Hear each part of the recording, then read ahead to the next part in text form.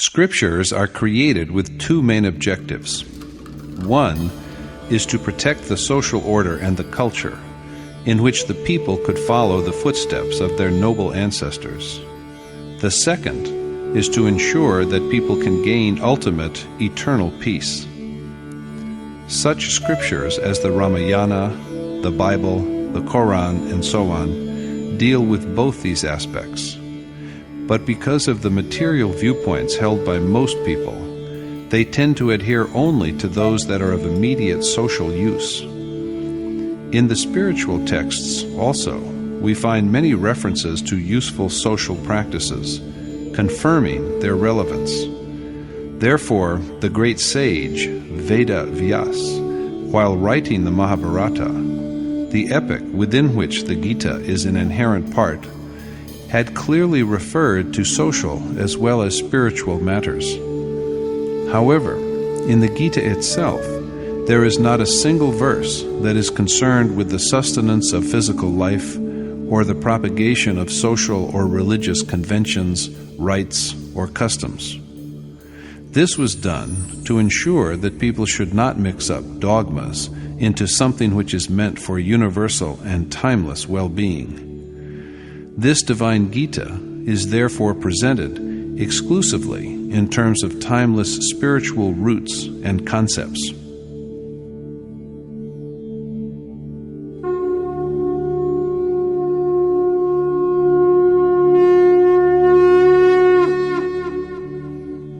Om Shri Paramatmane Namaha. Yatart Gita, Srimad Bhagavad Gita. Chapter 2. Curiosity about Action. In the nature of a preface, Chapter 1 presents the seeker's doubts and confusions. The participants in the war include all of the Kaurav and Pandav, but Arjuna alone is subject to misgivings. However, Arjuna is the very embodiment of devotion as a wayfarer on the path of spiritual quest. It is his love for God that inspires him to get ready for the war between matter and spirit. The initial stage is thus of love, of adoration. My revered teacher used to say, "Believe that adoration of the Supreme Spirit has commenced when, even while one is leading the life of a householder, there are signs of weariness and tears, and sentiment so powerful that it chokes the throat. Manifold strands are entwined in love of dharma, precept, restraint, pious association, and sentiment. In the first stage of spiritual seeking, attachment to the family looms as an obstacle. At the outset, everyone wishes to achieve the ultimate reality, but the worshipper is overtaken by despair when he realizes that after going a certain length of the way, he will have to sever all his ties of attachment to the family. So he learns to be contented with whatever customs he had followed earlier. He even quotes prevailing customs to justify his infatuation, just as Arjuna does when he insists that family rites are Sanatan Dharma. The war will cause the extinction of the Sanatan Dharma itself, and along with that, destruction of families and loss of civilized ways. Far from being an independent view of Arjuna, his ideas only reflect some inherited creeds he had acquired earlier before approaching an accomplished teacher such as Krishna. Mired in these traditions, men devise numerous religions, sects, groups small and large, and castes beyond reckoning. Some press the nose, while others pierce their ears, while yet others lose their dharma because they are touched by someone, or because their food and drink are defiled. Is it just to blame the so-called untouchables or non-Hindus for this state of affairs? By no means. The blame should rather be apportioned among those who propagate delusions in the name of Dharma. As for us who listen to them, we are blind victims of what are but misguided customs, and so we too have to bear part of the blame. In Mahatma Buddha's time, there was a sect called Kesh Kambal, the members of which regarded the practice of growing hair so that it could be used like a blanket as a standard of perfection. There have been some who thought it pious to live like cows, while others have lived and conducted themselves in the manner of dogs. But all these were only stupid customs that have nothing to do with awareness of God. There were schisms and foolish customs in the past, and they are with us even today. There were also divisions and stupid customs in Krishna's time, and Arjuna is a victim of some of them. This is seen from his 4 arguments, namely, that war destroys the eternal Sanatan Dharma, and that it produces Varn Sankar, an unholy intermingling of disparate classes and ways of life. Obsequial offering to deceased ancestors will cease, and we shall, by being engaged in destroying our race, invite great curses on us. Thereupon Yogeshwar Krishna speaks to him.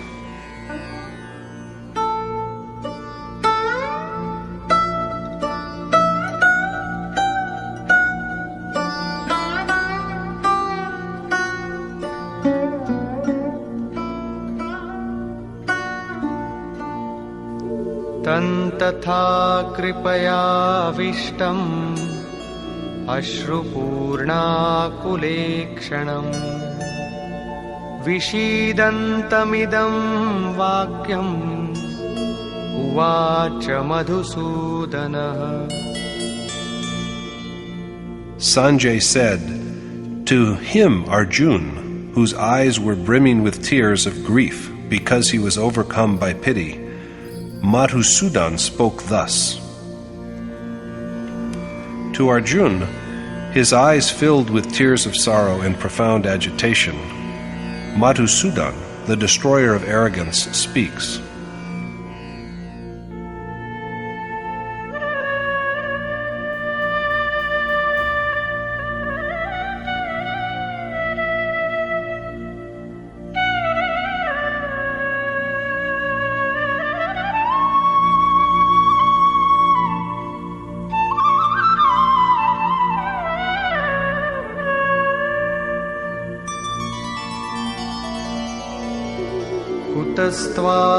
कुतस्त्वाकश्मलमिदं विषमे समुपस्थितम् अनार्यजुष्टमस्वर्ग्यम् अकीर्तिकरमर्जुन. The Lord said, "From what cause, O Arjuna, does this unmanly, un-Arjun-like, heaven-barring, and shameful despair come over you at this perilous spot?" Madhusudan, Krishna, uses the term Visham for the place where Arjuna and he are at that time. Besides meaning difficult or dangerous, the word also means unique or unequaled. So Krishna really wishes to know that which has caused spiritual ignorance, agyan, in Arjuna in this unusual, unparalleled setting. The setting is one the like of which can be found nowhere else in the entire world, because it is the sphere of spiritual striving towards an unworldly, celestial goal. In such a universal and undisputed setting, how has spiritual ignorance come over Arjuna? Why does Krishna call Arjuna's views spiritual ignorance? Has Arjuna not said categorically that it is his heartfelt wish to defend Sanatan Dharma? Is it spiritual ignorance to be resolved, body and soul, to protect what Arjuna believes to be the immutable, eternal Dharma? According to Krishna, it is so, for it has not been the practice of those who truly deserve to be called men. Neither does it provide access to heaven. It is also not conducive to glory. The one who keeps firmly to the path of righteousness is an Arya. In Hindu scriptures, instead of referring to any race or stock, Arya denotes an exceptionally cultivated man who adheres scrupulously to Dharma. If dying for one's family were not an instance of ignorance, Krishna adds, sages would have practiced it. Had family traditions been the ultimate reality, they would have been used as a ladder for climbing up to heaven and salvation. When Mira sang her songs of divine adoration, people declared her insane, and her mother-in-law condemned her as a destroyer of the family. But no one today remembers the mother-in-law for shedding copious tears of concern about the well-being of her family and safety of its honor, while the whole world cherishes the memory of Mira. After all, how long can we remember the man who is concerned only about his family? Is it not evident, then, that customs which bring neither glory nor sublime happiness, and which have at no time been accepted by an Arya, a man of Dharma, must be a kind of ignorance? Krishna says to Arjuna,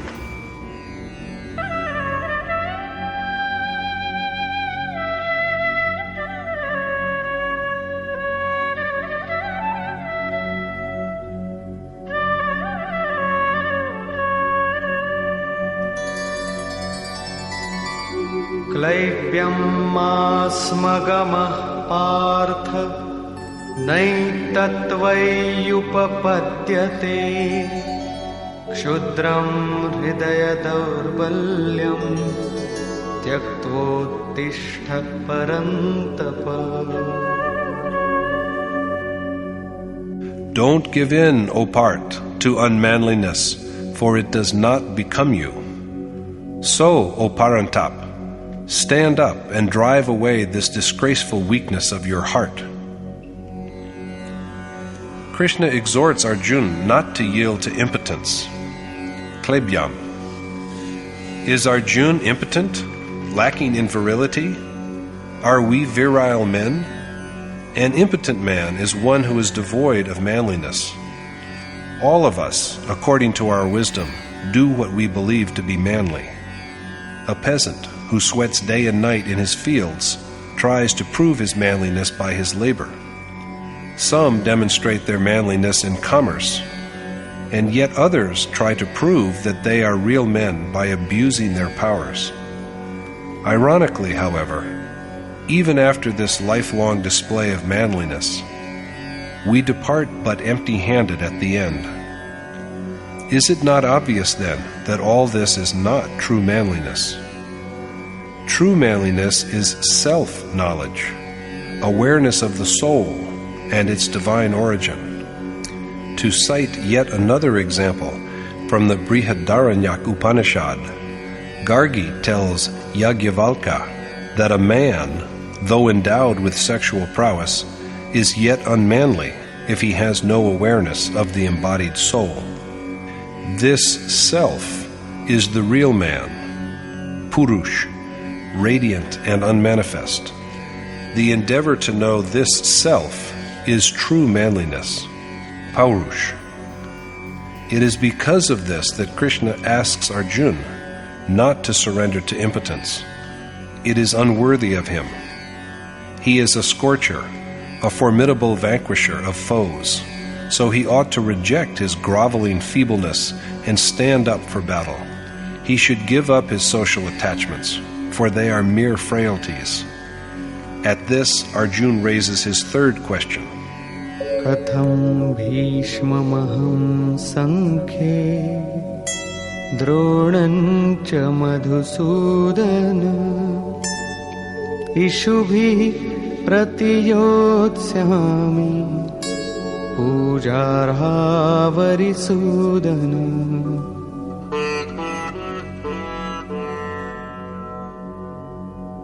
Arjuna said, How, O Madhusudan, slayer of enemies, shall I shoot arrows in the battle against men like Bhishma and Drona, who deserve only my honor? Arjuna addresses Krishna as Madhusudan, destroyer of the demon of ego, and wants to know from him how he can fight with his grandsire Bhishma and teacher drone. Both are deserving of only reverence. Dual conduct, as we have seen, is dronacharya, the conduct that arises from the feeling that God is separate from us and we are separate from Him. But the consciousness of this duality is also the initial urge for spiritual accomplishment. And then there is Bhishma, the very image of delusion. So long as we stray from the right path and are under the sway of delusion, children, family, and kinsmen all appear as our own. The feeling that they belong to me, that they are mine, is the medium through which delusion works. The deluded man regards them as worthy of worship and clings to them, for that one is father, the other one grandfather, and still another the teacher who has taught him. But after spiritual attainment, there is neither teacher nor pupil, and the self, who has gained awareness of the essence, of the Supreme Spirit, is left all alone. When the self is absorbed in God, neither is the teacher a preceptor nor the disciple a receptacle. This is the state of the most exalted excellence. After assimilating the teacher's excellence, the disciple shares it, and the distinction between the teacher and the pupil is obliterated. Krishna says, "Arjuna, you shall dwell in me." Arjuna will become identical with Krishna, and the same is true of every sage who has known attainment. In such a state, the teacher's existence merges, and his magnificence flows spontaneously like a crystal stream through the disciple's heart. But Arjuna is yet far from that state, and at present he exploits even the teacher's office as a shield to ward off participation in the war.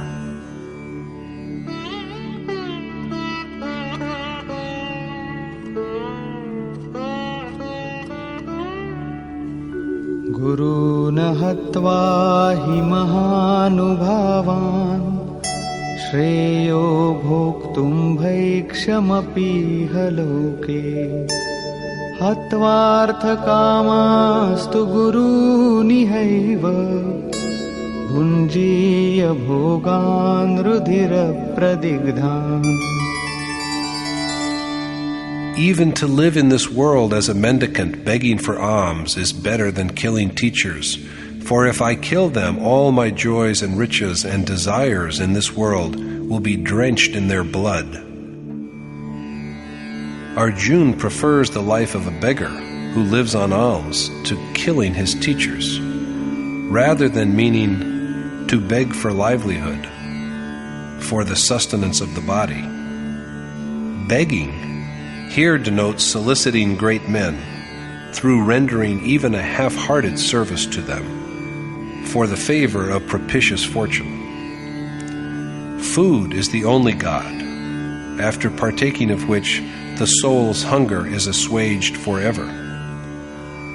That he should, even though in small measures, continue to taste the manna of God's excellence by serving and soliciting a sage, without having to part with his family, is the craving behind Arjuna's tearful appeal.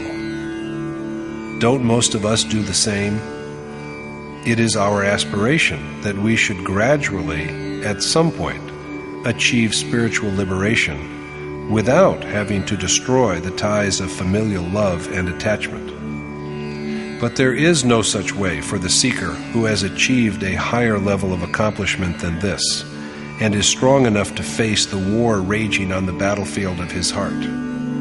Soliciting and imploring like an almsman, rather than doing something on one's own, is like begging for food like a mendicant. In the Dhammadayad Sutta of Majjhima Nikaya, Mahatma Buddha has also declared the food obtained by begging inferior because it is like flesh received as alms. How will he profit, Arjuna asks, by killing his teachers? What else can the world reward him with for this crime but the unnatural enjoyment of blood-stained pleasures of sensual gratification and material prosperity. It appears from this that he perhaps believes that loving adoration of God will augment his worldly happiness.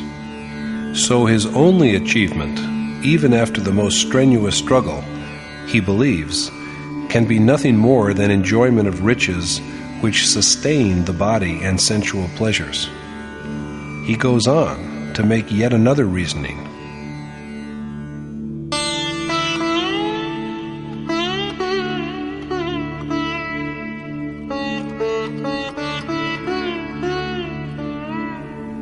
न चैतद्विद्मः कतरन्नो गरीयो यद्वा जयेम यदि वा no जयेयो यानेव हत्वा न जिजीविषामः तेव स्थिताः प्रमुखे धार्तराष्ट्राः.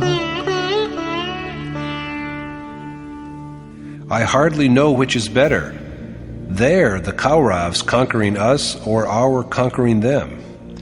Even Dhritarashtra's sons, who are our enemies, and yet after killing whom we may not wish to live. Even possession of the hoped-for delights is not assured.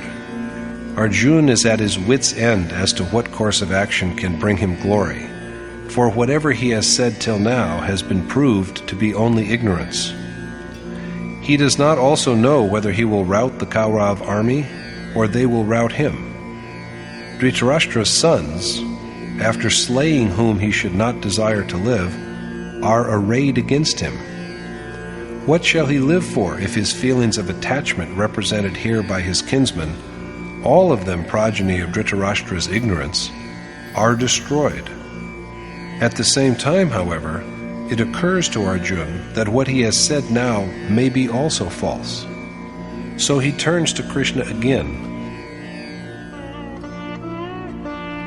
कार्पण्यदोषोपहतः स्वभावः पृच्छामि त्वां धर्मसम्मूढचेताः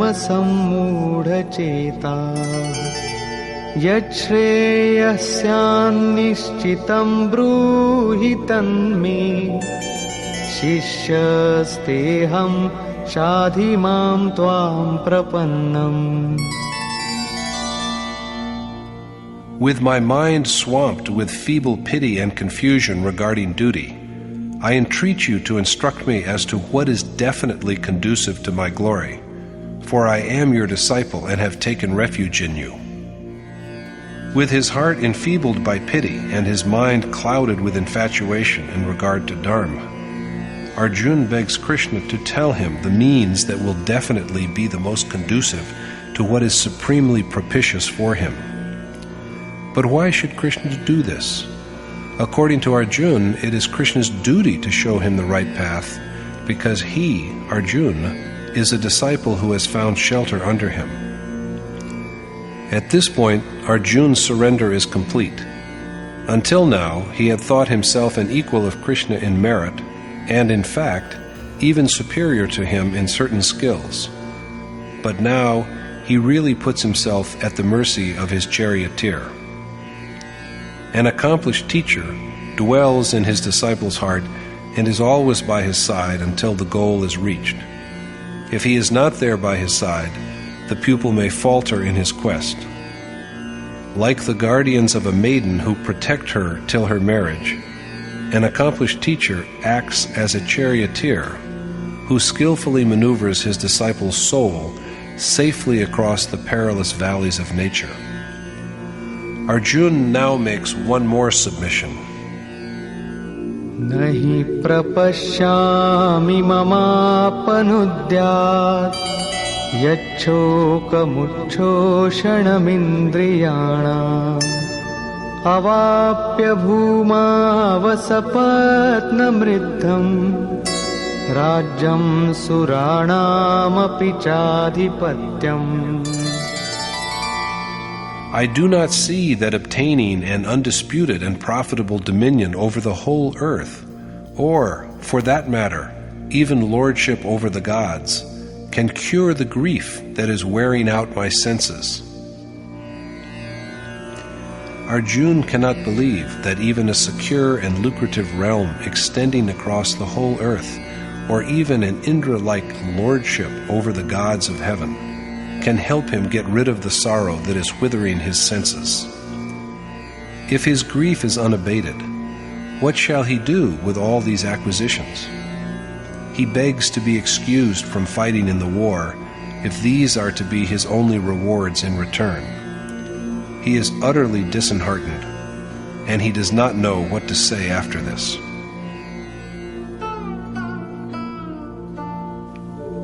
Evamuktva hrishikesham gudakesh parantapa nayotsaiti govindam uktva tushnim babhuvaha. Sanjay said, after having thus spoken to Rishikesh, Arjuna, the conqueror of sleep and destroyer of foes, told Govind, Krishna, that he would not fight, and then he fell silent. So far, Arjuna's attitude has been determined by the Puran, which contain ordinances for ceremonial acts and sacrificial rites, as well as the enjoyment of benefits arising from a due performance thereof. In these works, heaven is the ultimate goal. But Krishna later enlightens Arjuna that this line of thought is mistaken.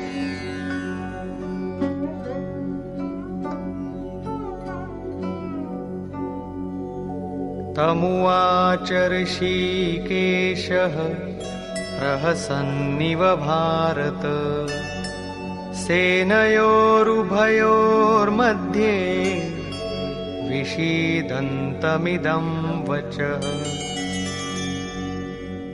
Rishikesh then, O Bharat, Dhritarashtra, with a smile as it appeared, spoke thus to him, Arjuna, who sat mournfully between the two armies. Krishna, knower of secrets of the innermost heart, Rishikesh, speaks smilingly to the grieving Arjuna. Ashochanan vashochastvam pragyavadanshcha bhashase gatasuna gatasuscha nanushochanti pandita. The Lord said, although sorrowing over those who ought not to be grieved for, you yet speak wise words. But the discriminating mourn over neither the living nor those who are dead. Krishna tells Arjuna that while he grieves for those who are unworthy of such grief, he also speaks words of wisdom. But men of discernment mourn neither for those whose souls have departed, nor for the ones who are living. They do not grieve for the living, because they also shall die. That means that Arjuna only talks like a wise man. He does not know the reality, since Natvevaham jatunasam natvanni me janadhipa nachaiva na bhavishyamah sarve vayamatah param. it is not that either you or I or all these kings did not exist in the past, nor is it that our being will come to an end in the future. It is not, Krishna explains, that he, the accomplished teacher, or Arjuna, the devoted pupil, or all these kings with the vanity that is characteristic of rulers of men, did not exist at any time in the past ages, nor is it that they will cease to be in the ages to come. The accomplished teacher is forever, and so are affectionate disciples, as well as rulers who symbolize the perversions of passion and moral blindness. Here, besides throwing light on the permanence of yoga in general, Yogeshwar Krishna has particularly stressed its existence in the future. Explaining why the dead should not be mourned over, he says, Dehinosmin yatha dehe kaumaram yauvanam jara tatha dehantara prapti dhirastatra namuhyati. Since the embodied spirit passes through infancy, youth, and old age in the body, and then transmigrates into another body, men with steadfast minds do not grieve over his passing away. As the embodied soul waxes from childhood to youth, then wanes to old age and assumes one new body after another, wise men are not prey to infatuation. At some time, a man is a boy, and then he grows into a young man. But does he die by this? Then he grows old. The self is ever the same. Only the condition of the physical body in which he resides goes on changing. There is no crack in him when he changes over to a new body. This change from one physical body to another will continue until the soul is united with the Supreme Spirit, who alone is beyond all change.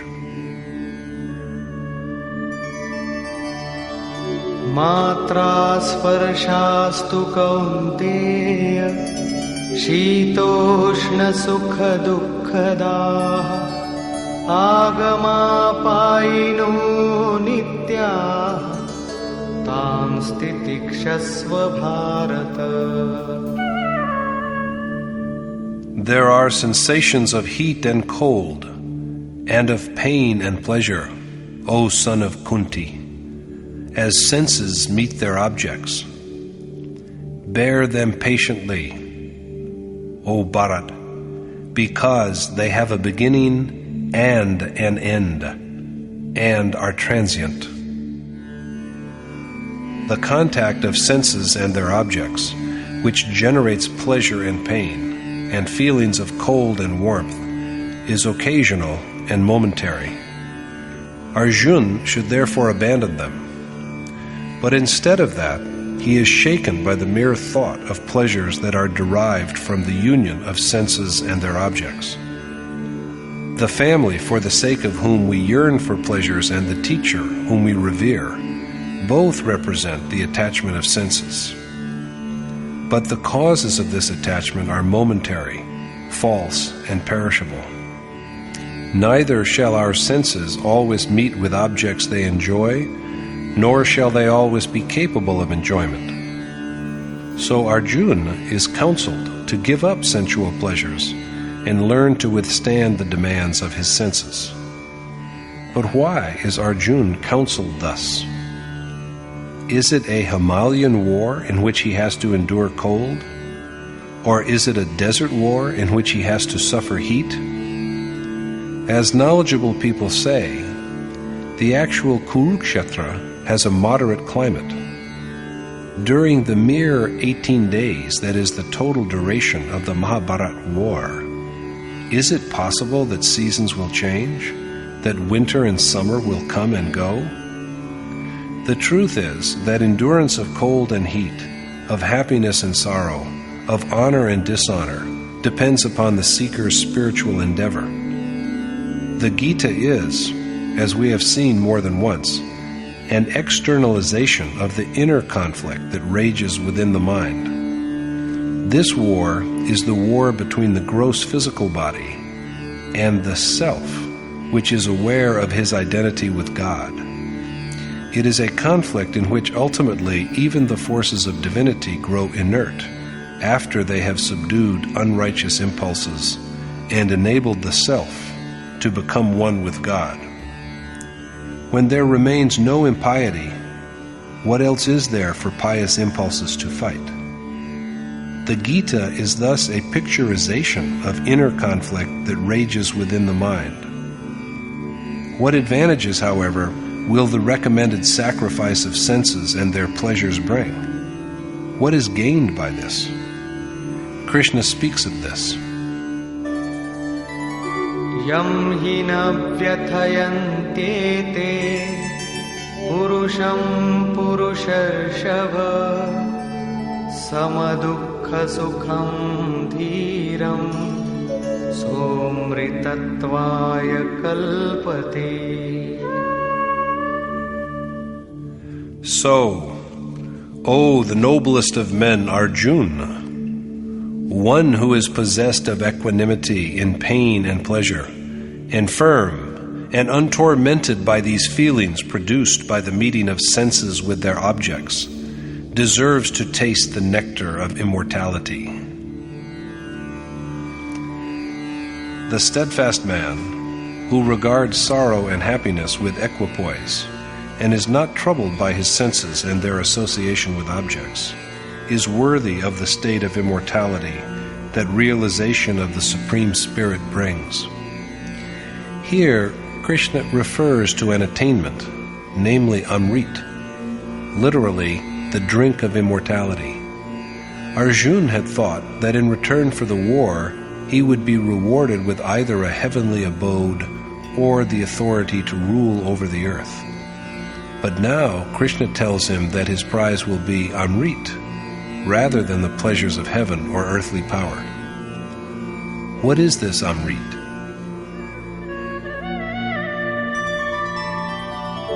Nasato vidyate bhavo na bhavo vidyate satah ubhayorapi drishtontah tvanayostatvadarshibhi. The unreal has no being, and the real has no non-being, and the truth about both has also been seen by men who know the reality. The unreal has no existence, it has no being, and so bringing it to an end is out of the question. On the other hand, there is no absence of the real in all time, past, present, or future. Arjuna then asks Krishna whether he is saying this as an incarnation of God. Krishna's reply to this is that the distinction between the real and the unreal has also been revealed to sages who have realized the true nature of the human soul as identical with the Supreme Spirit pervading the universe. That is to say, that Krishna of the Gita is a seer who has gained an insight into reality. What, after all, are true and false, real and unreal? Avinashi tu tadviddhi yena sarvamidam tatam vinasham avyayasyasya na kaschit kartumarhati. Know that since the Spirit which pervades the universe is imperishable and immutable, no one can effect his destruction. That which spreads through and is present in every atom of the universe is indestructible. No one is capable of destroying the imperishable principle. But what is the name of this deathless Amrit? Who is he?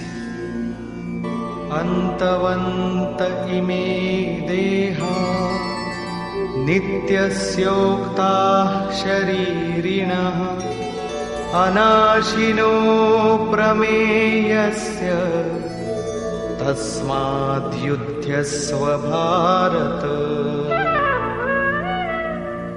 Fight, O Bharat, Arjuna, because while the bodies which clothe the soul are said to come to an end, the embodied spirit itself is forever, indestructible, and boundless. Arjuna is exhorted to get up and fight, Because all these physical bodies that embody the indwelling, boundless, and eternal spirit are said to be ephemeral. This spirit, the self, is imperishable, and it cannot be destroyed at any time. The self is real, whereas the physical body is subject to death, and so unreal and non-existent at all times. Krishna's injunction to Arjuna is, fight, because the body is mortal. But it is not evident from the exhortation whether Arjuna is required to kill only the Kaurav. Are not the men on the side of Pandav also bodies? Are the Pandav immortal? If physical bodies are mortal, who is Krishna there to defend? Is Arjuna not a body also? Is Krishna there to defend that body which is unreal, without being, and unceasing? If it is so, may it not be assumed that he too is ignorant and lacking in discrimination, the power that distinguishes between the visible world and the invisible spirit?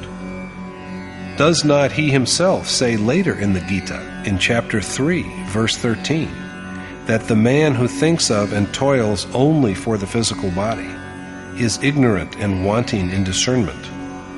Such a wretched man lives in vain. There is also another problem.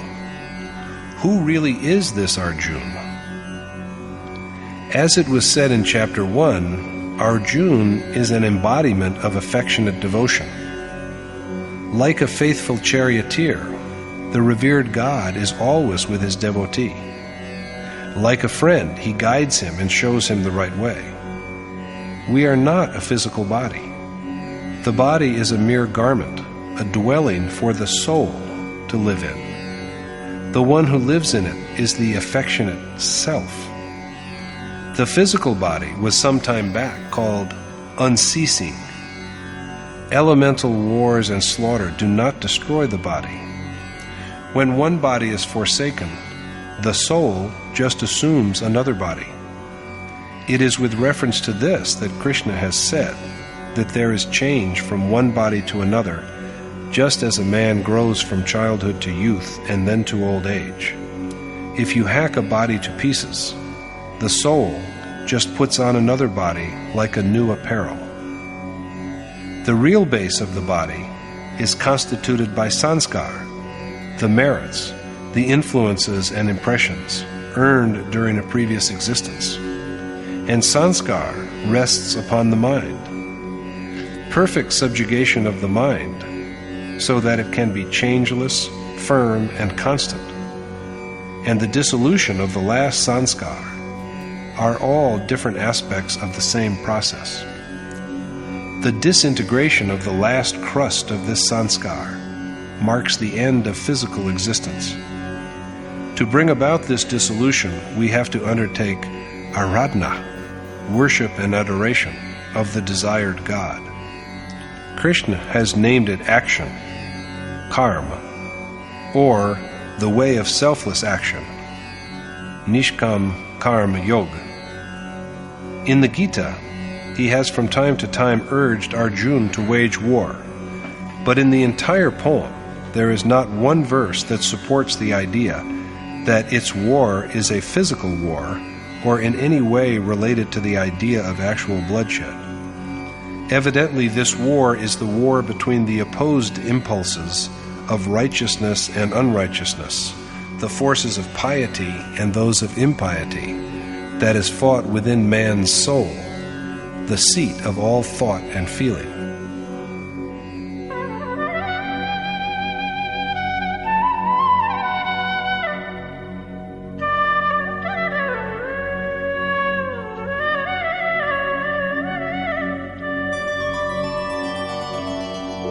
य एनं वेत्ति हन्तारं यश्चैनं मन्यते हतम् उभौ तौ न विजानीतो नायं हन्ति न हन्यते. They are both ignorant, he who believes that the self slays, and he who thinks that he is slain. For he neither slays, nor is he slain. He who regards the self as the slayer, and he who regards him as the slain, are both unaware of his real nature. For he neither kills, nor can he be killed. The same point is stressed again. न जायते म्रियते वा कदाचिन् नायं भूत्वा भविता वा न भूयः अजो नित्यः शाश्वतोऽयं पुराणो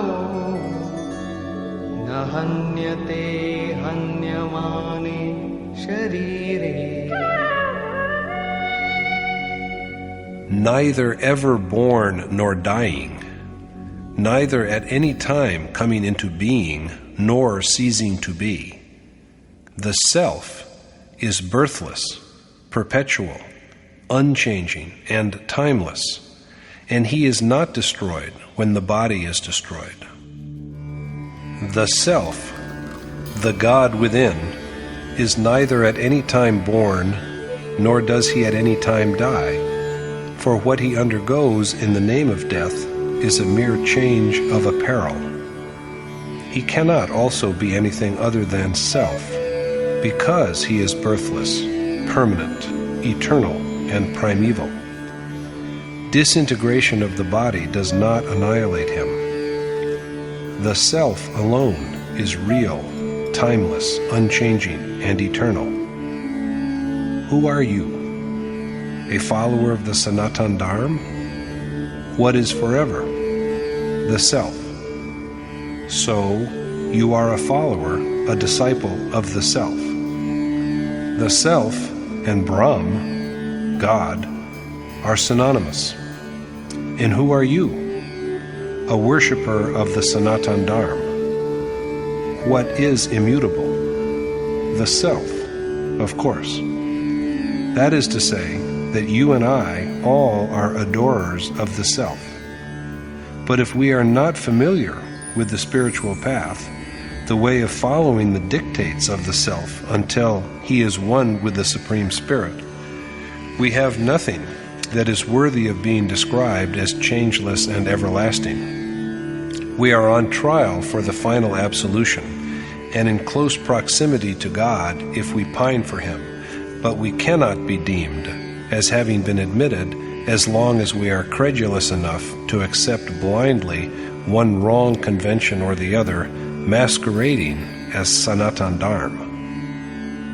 Be it in India or any other country, the soul in all is identical.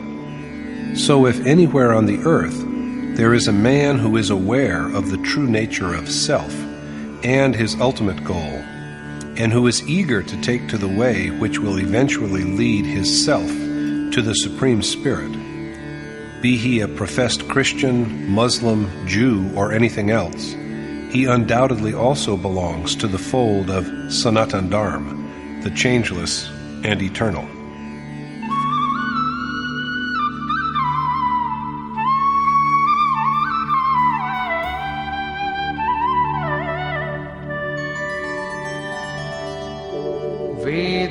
वेदाविनाशिनं नित्यं य एनमजमव्ययं कथं स पुरुषः पार्थ कं घातयति हन्तिकम्. How can he, O Parth, who is conscious of the soul within as imperishable, permanent, birthless, and immutable, kill or move another to kill? Arjuna is addressed as Parth, for he has made a chariot of the earth-made body and is preparing to take a perfect aim at the Supreme Spirit. The man who knows that the embodied soul is indestructible, permanent, beyond birth, and unmanifest, how can he make others slay or be a slayer himself?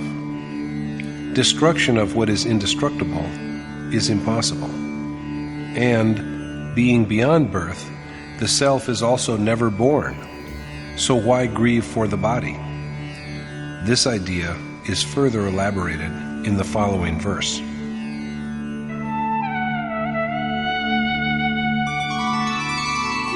वासांसि जीर्णानि यथा विहाय नवानि गृह्णाति नरोपराणि तथा शरीराणि विहाय जीर्णान्यन्यानि संयाति नवानि देहि.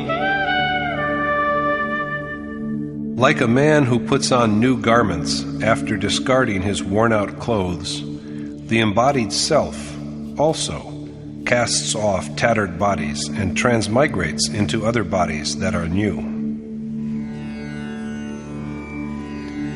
The soul rejects bodies that have been ravaged by old age or some other disease and dresses himself in new apparel, just as a man throws away old torn clothes and puts on new clothes. But if new clothing is needed only when the fabric of old clothes is weakened, why do young children die? These garments have yet to grow and evolve. It was said a little earlier that the body rests on sanskar, the excellence attained in the course of a previous existence. When the store of sanskar is depleted, the self discards the body. If the sanskar is of 2 days' duration only, the body will be on the brink of death on the second day itself. Beyond sanskar, there is not even a single breath of life. Sanskar is the body, and the self assumes a new body according to his sanskar. According to the Chandogya Upanishad, a man is primarily his will. As is his will in this life, so does he become when he departs from it. It is the firmness of his will in one life that determines what a man will be in the next. Man is thus born in bodies that are shaped by his own will. So death is a mere physical change. The self does not die. Krishna again emphasizes the same imperishability of the soul.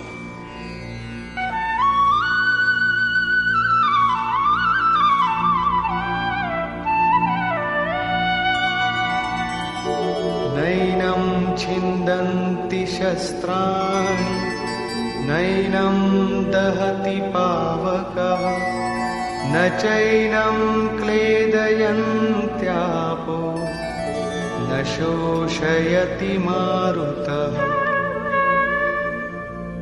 This self is neither pierced by weapons, nor burnt by fire, nor made damp by water, nor dried up by wind. Weapons cannot cleave the self. Fire cannot singe him.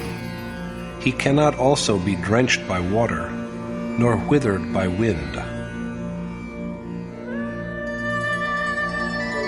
अच्छेद्योऽयमदाह्योऽयम् अक्लेद्यो शोष्य एव च नित्यः सर्वगतः स्थाणुः अचलोऽयं सनातनः. The self, which cannot be pierced or burnt or made wet or faded, is uninterrupted, all-pervasive, constant, immovable, and eternal. The self cannot be cut or pierced through.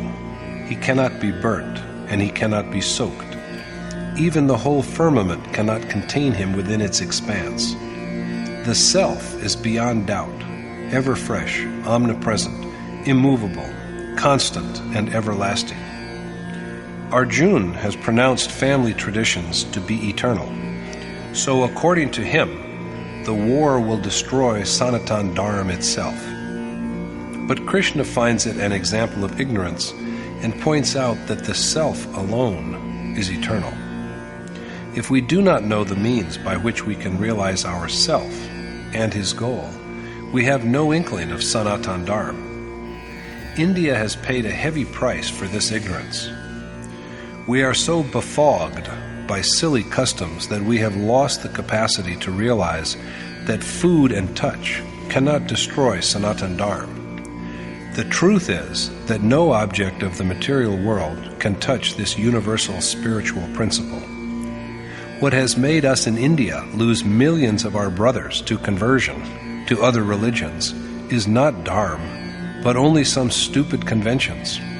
And the same misconceptions must be held responsible for our worsening communal situation, partition of India, and even for the serious threats to our national unity and integrity that we are facing today.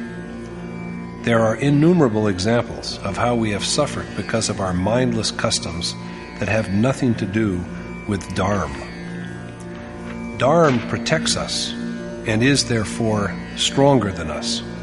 But whereas even the mortal body needs some kind of a weapon to be killed, the peculiar Dharma of the gullible Hindu was destroyed by a mere touch.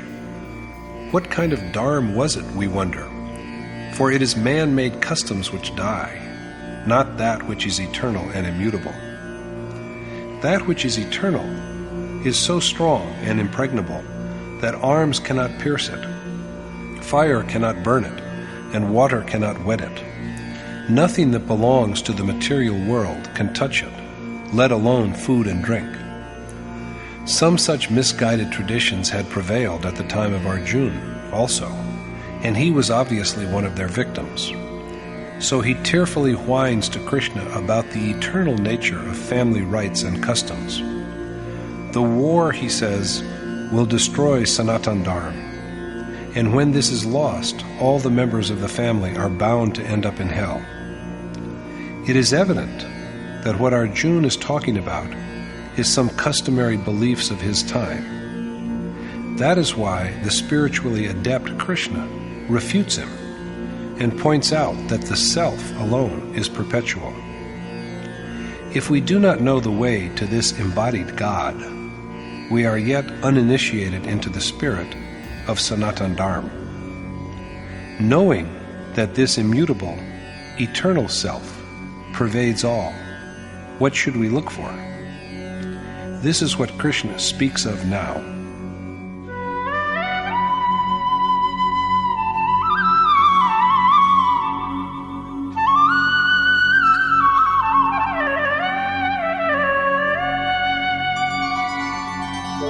अव्यक्तोऽयमचिन्त्योऽयम् अविकार्योऽयमुच्यते तस्मादेवं विदित्वैनं नानुशोचितुमर्हसि. Knowing that the self is unmanifest, a non-object to the senses, incomprehensible because he is a non-object to the mind, and changeless, O Arjuna, it does not befit you to grieve over him. The soul is unmanifest and not an object of the senses. He cannot be grasped by the senses. He is present even when there is the association of senses with their objects, but he cannot be comprehended. He is beyond thought. He is eternal, and he is present even when the mind and its volitions persist. But he is beyond perception, enjoyment, and access. So the mind has to be restrained. Krishna has told Arjuna that the unreal has no existence, and neither is the real ever non-existent. The self is that reality. It is the self that is changeless, constant, eternal, and unmanifest. They who know the essence have found the self adorned with these traits. Not linguists, nor the affluent, but only seers have known the unique character of the self. In chapter 18, Krishna will affirm that the Supreme Spirit alone is real. By restraining the mind, the worshipper sees him and becomes one with him. At the moment of attainment, he realizes God and, the very next moment after this, he finds his own soul adorned with godlike traits. He sees then that this self is true, eternal, and perfect. This self is beyond the reach of thought. Free from any deviation, it is called immutable. Krishna then uses simple logic to demonstrate the contradictions between Arjuna's thoughts.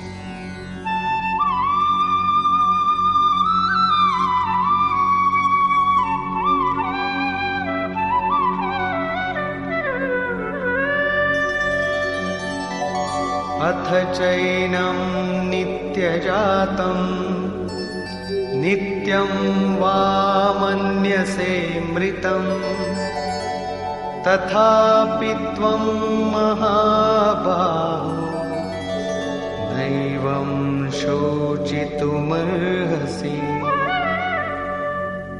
You ought not to grieve, O the mighty-armed, even if you think of him, the self, as ever born and ever dying. Arjuna ought not to mourn, even if he regards the self as constantly born and constantly dying.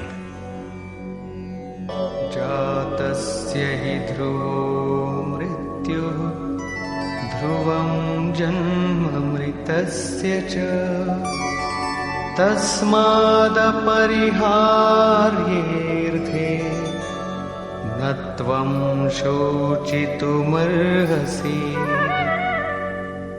Since this also proves the certain death of what is born and the certain birth of what dies, you ought not to grieve over the inevitable. Even the assumption that the self is ever born and ever dying only goes to establish that the born must die and the dead must be born. So Arjuna ought not to grieve over what must be, for sorrowing over something which is inevitable is inviting yet another sorrow.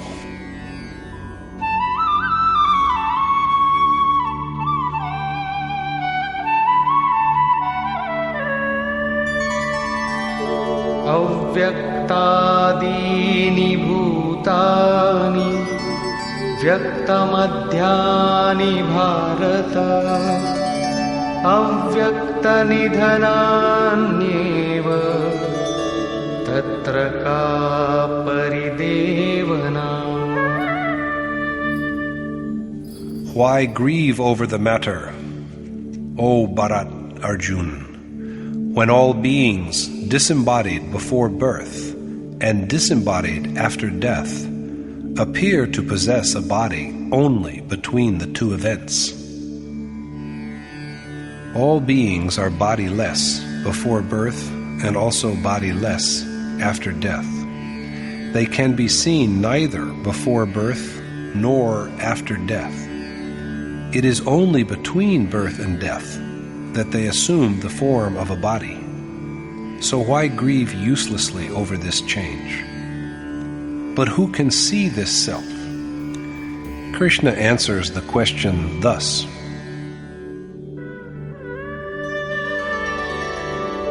आश्चर्यवत् पश्यति कश्चिदेनम् आश्चर्यवत् वदति तथैव चान्यः आश्चर्यवच्चैनमन्यः शृणोति श्रुत्वाप्येनं वेद न चैव कश्चित्.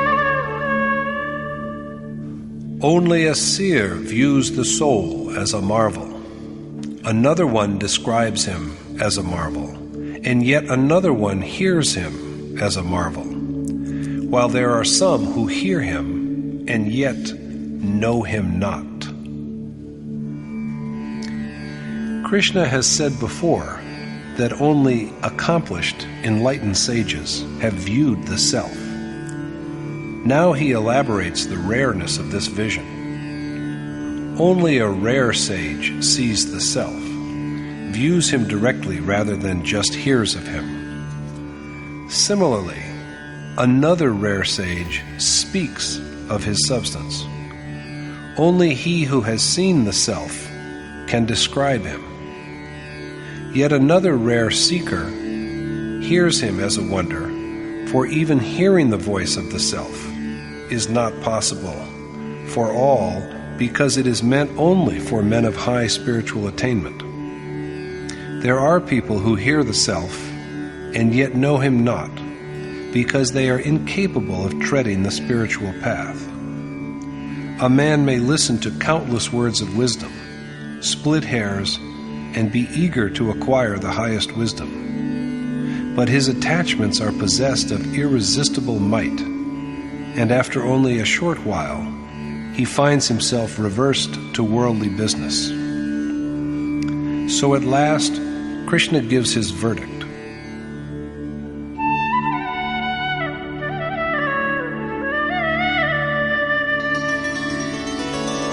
Dehi nityamavadhyoyam dehe sarvasya bharata tasmat sarvani bhutani natvam shochitumarhasi.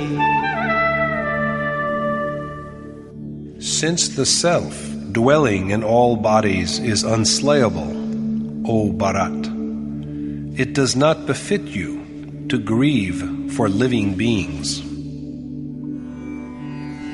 Arjuna ought not to mourn for living beings, because the self, in whatever body he is, can be neither slain nor pierced through. Duly expounded and treated with authority, the point at issue that the self is eternal is concluded here. But there arises another question at this point: how to realize and fulfill the self? In the whole of the Gita, only two ways are suggested for this. First, the way of selfless action, Nishkam Karma Yoga. And secondly, the way of discernment, Jnana Yoga. The required action for both the ways is the same. Stressing the necessity of this action, Yogeshwar Krishna says, Swadharmamapi chaveksha navikampitumurhasi dharmyadhiyuddha shreyonyat kshatriyasya na vidyate. In view of your own dharma also, it is unworthy of you to fear, for there is nothing more propitious for a Kshatriya than a righteous war. It does not befit Arjuna to be hesitant, even if he just keeps his dharma in view, because there is no greater good for a Kshatriya than a war of piety. It has been repeatedly said that the self is immutable, that the self is eternal, and that the self is the only real dharma. Now, what is this dharma of the self? Swadharma. The self is the only dharma, although the capacity to engage in this dharma varies from individual to individual. This ability arising from one's disposition has been named Swadharma, or the inherent dharma. Ancient sages divided the travelers on the eternal path of the self into 4 classes: Shudra, Vaishya, Kshatriya, and Brahman, according to their innate abilities. In the primary stage of accomplishment, every seeker is a Shudra, meaning one who is deficient in knowledge. He spends hours on worship and adoration of God, and yet fails to render even 10 minutes of his time truly beneficial to his spiritual quest. He is unable to cut through the illusory facade of the material world. Sitting devoutly at the feet of an accomplished teacher at this stage helps in the cultivation of virtues in his nature. With this, he is promoted to the level of a seeker of the Vaishya class. Gradually realizing that accomplishments of the self are the only true accomplishments, he becomes adept in seizing and protecting his senses. Passion and wrath are fatal to the senses, whereas discrimination and renunciation protect them, but they are by themselves incapable of annihilating seeds of the material world. Gradually then, as the worshipper progresses further, his heart and mind grow strong enough to carve their way through the three properties of nature. This is the inborn quality of a Kshatriya. At this point, the worshipper acquires the ability to destroy the world of nature and its perversions. So this is the point of commencement of the war. By further refinement after this, the worshipper is slowly elevated to the category of a Brahmin. Some of the virtues that now grow in the seeker are control of the mind and senses, incessant contemplation, simplicity, perception, and knowledge. By slowly perfecting these qualities, then, he ultimately attains to God, and at this stage he ceases to be even a Brahmin. At a sacrifice performed by Janak, king of Vidya, answering questions by Ushasti, Kahol, Aruni, Udalak, and Gargi, Maharshi Yagyavalkya said that a Brahmin is one who has achieved direct realization of the self. It is the self, dwelling in this world and the higher world, and in all beings, that governs all from within. The self is the inner ruler. The sun, the moon, the earth, water, ether, fire, stars, space, the sky, and every moment of time are under the authority of this self. This embodied self, knowing and controlling the mind and the heart from within, is immortal. He is the imperishable reality, Akshar, and anything that is not self is destroyed. In this world, he who offers oblations, performs sacrifices, practices austerities, even though for many thousands of years, but without an awareness of this reality, gains little. All his offerings and exercises are perishable. He who departs from this life without knowing the imperishable is like a wretched miser. But he who dies with knowledge of reality is a Brahmin. Arjuna is Kshatriya worshipper. According to Krishna, there is no more beneficial way for such a seeker than war. The question is, what is meant by the term Kshatriya? Usually, in social usage, it is taken as one of the terms such as Brahmin, Vaishya, and Shudra, which are denomination of castes determined by birth. These four constitute what are known as the fourfold Varna. But that such was not the original intent behind the provision is evident from what the Gita has to say about the inherent disposition of the Kshatriya. Here, Krishna just demonstrates the duty of a Kshatriya. The problem, namely of what Varn is, and how a man of inferior Varn can by his conduct gradually elevate himself to a higher class, is repeatedly taken up and resolved at the very end of the sacred composition. Krishna says that he has created the four Varn.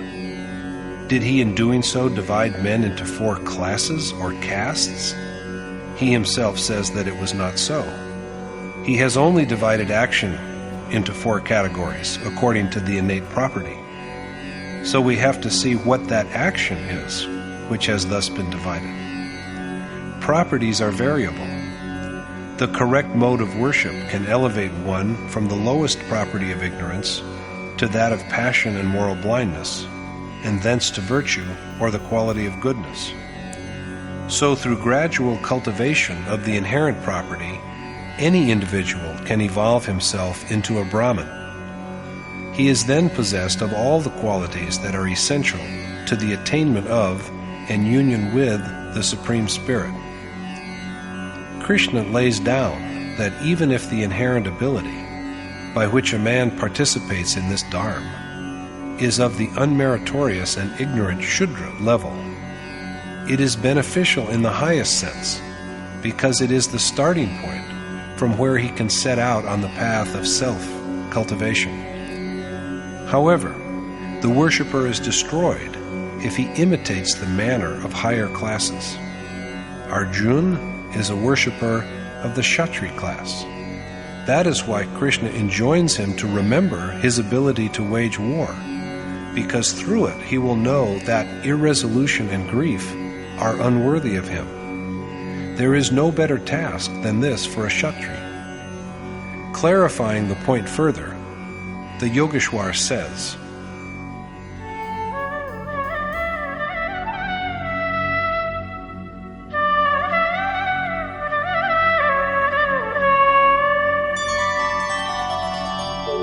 यदृच्छया चोपपन्नं स्वर्गद्वारमपावृतं सुखिनः क्षत्रियाः पार्थ लभन्ते युद्धमीदृशम्. Blessed indeed, O Parth, are the Kshatriya who, without seeking, come upon such a war which is like an open door to heaven. The perfect marksman, Arjuna, has made a chariot of the temporal body itself. Only the most fortunate among Kshatriya get an opportunity to fight in a war of righteousness that provides fighters with an open gateway to heaven. The worshipper of the Kshatriya class is strong enough to subdue all the three properties of matter. The door to heaven is open to him because he has stored an abundance of divine riches in his heart. He is qualified for the enjoyment of celestial existence. This is the open way to heaven.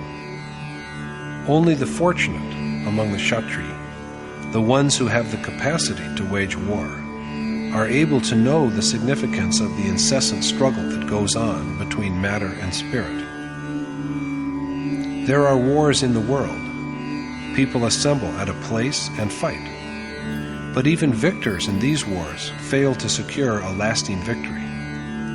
These wars are, in fact, only acts of getting satisfaction by deliberately inflicting injury for injuries inflicted, mere acts of vengeance. The more a man suppresses others, the more he is eventually suppressed himself.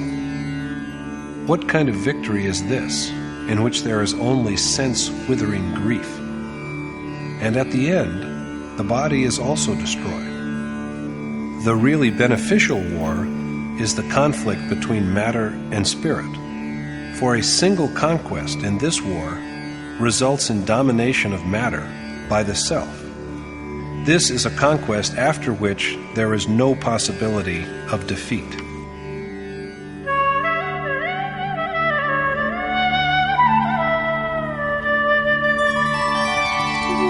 अथ चेत्त्वमिमं धर्म्यं संग्रामं न करिष्यसि ततः स्वधर्मं कीर्तिं च हित्वा पापमवाप्स्यसि.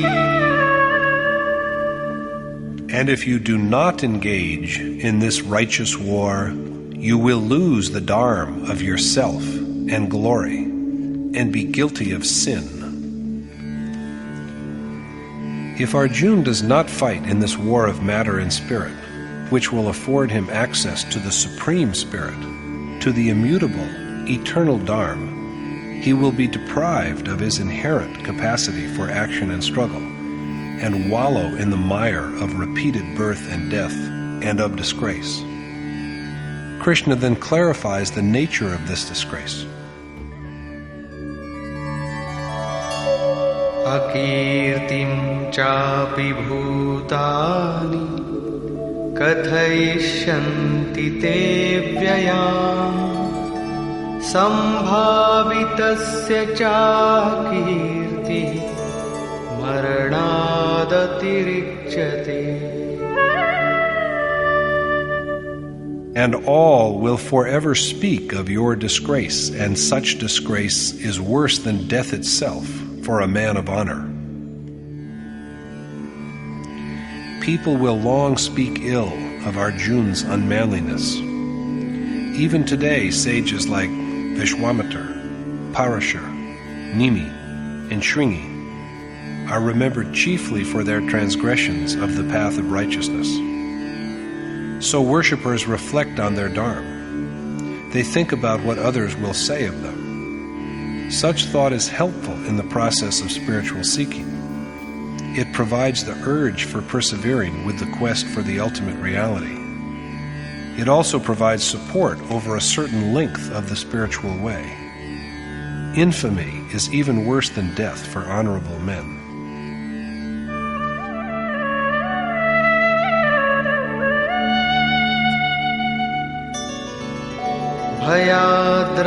भयाद्रणादुपरतं मौस्यन्ते त्वां महारथाः येषां च त्वं बहुमतो भूत्वा यास्यसि लाघवम्.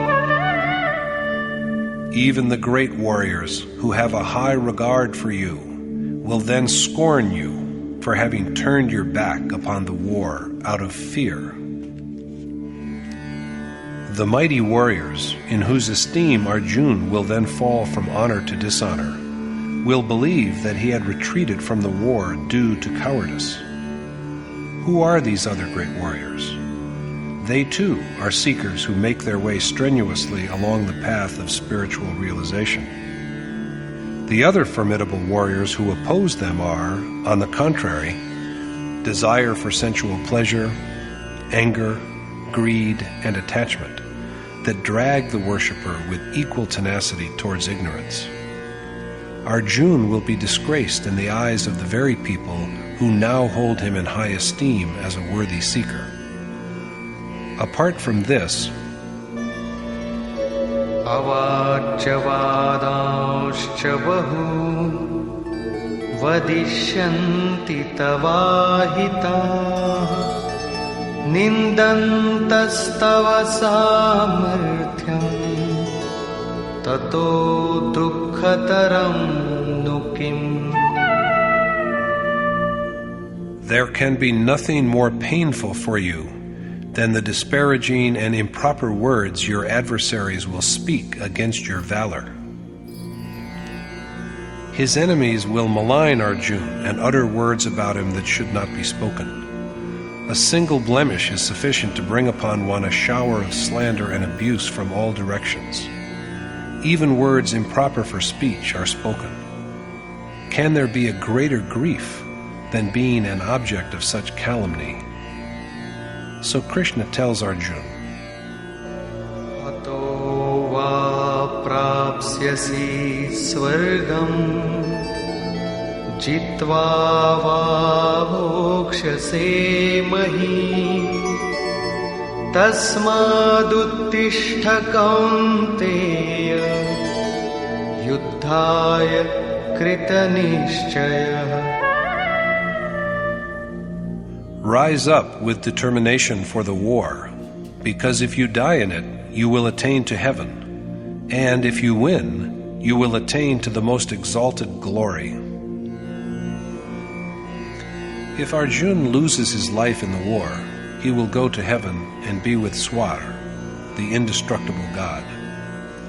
The impulses that guide one towards the world of matter that is external to the self will be retarded, and his heart will then overflow with the divine qualities that enable one to realize the Supreme Spirit.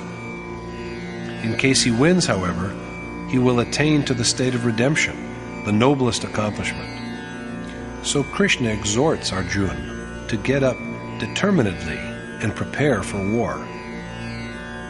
Usually, by the verse under examination, it is understood that if Arjuna dies in the war, he will be privileged to live in heaven, but that if he is victorious, he will be rewarded with enjoyment of worldly pleasures. But we cannot but remember that Arjuna has told Krishna that in neither a realm made up of all the three worlds, nor even in an Indra-like lordship over gods, can he see the means that can remedy the grief that is wearing out his senses. If he is to achieve only all this, he has said, he will not fight at any cost.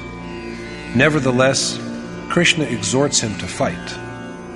What greater reward than domination over the earth in case of victory and celestial pleasures in case of defeat does Krishna promise Arjuna in order to make him fight? Arjuna is, in fact, a disciple aiming at the truth and excellence that lie beyond earthly and heavenly joys. Knowing this, Krishna, the accomplished teacher, tells him that even if the time allotted to his body expires in the course of the war, and he does not succeed in reaching his goal, imbued with divine riches he will gain an existence in Swar, the changeless and eternal. If, on the other hand, he succeeds in the struggle, while his temporal body is still alive, he will achieve the sublimity of God and thus attain to the state of the highest glory. He will thus be a winner both ways.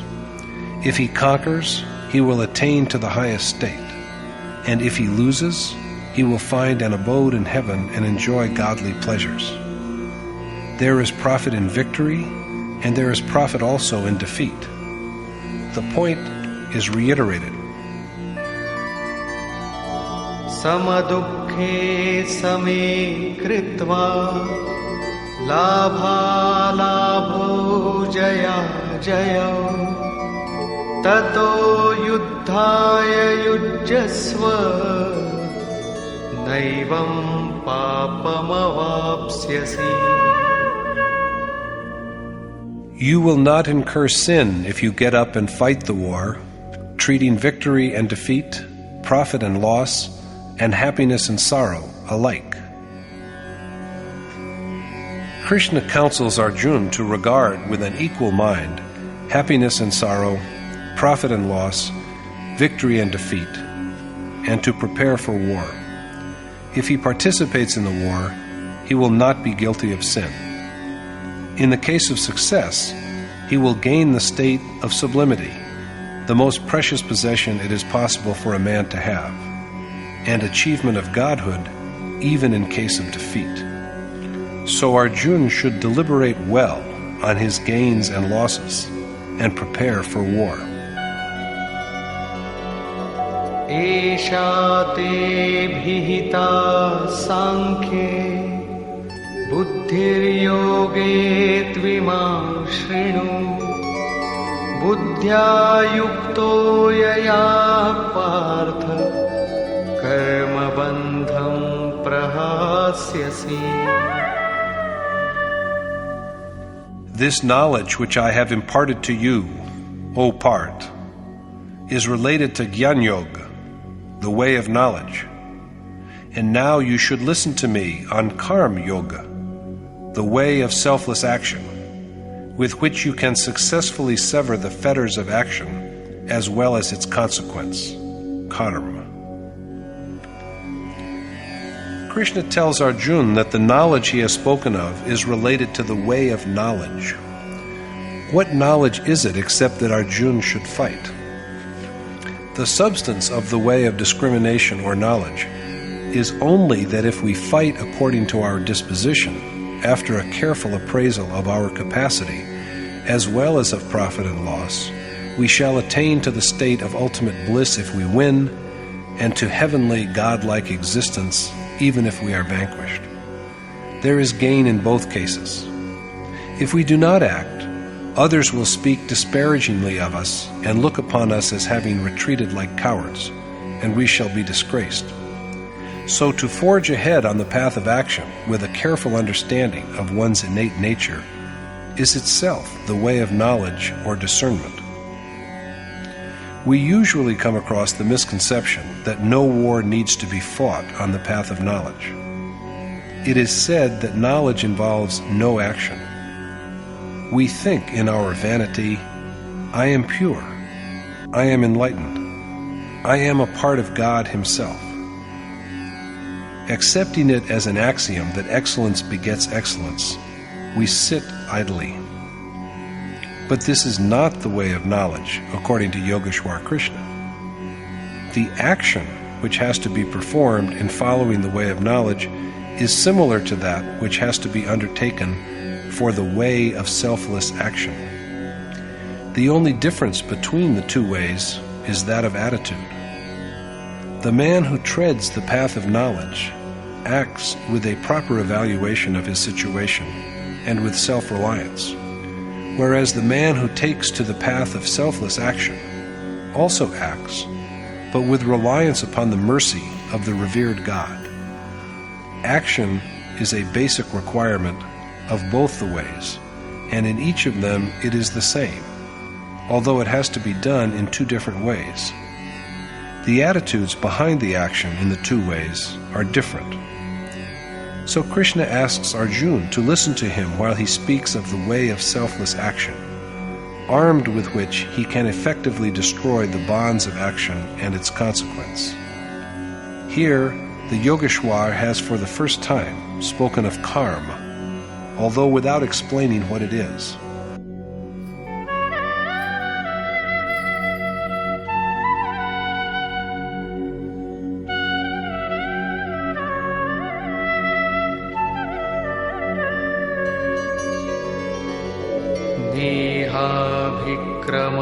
देहाभिक्रमनाशोऽस्ति प्रत्यवायो न विद्यते स्वल्पमप्यस्य धर्मस्य त्रायते महतो भयात्.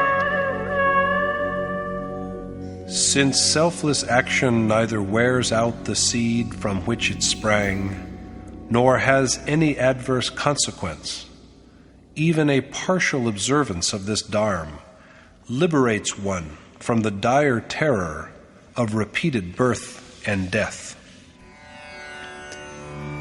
In the performance of action without coveting the fruits thereof, the initial impulse or the seed is not destroyed.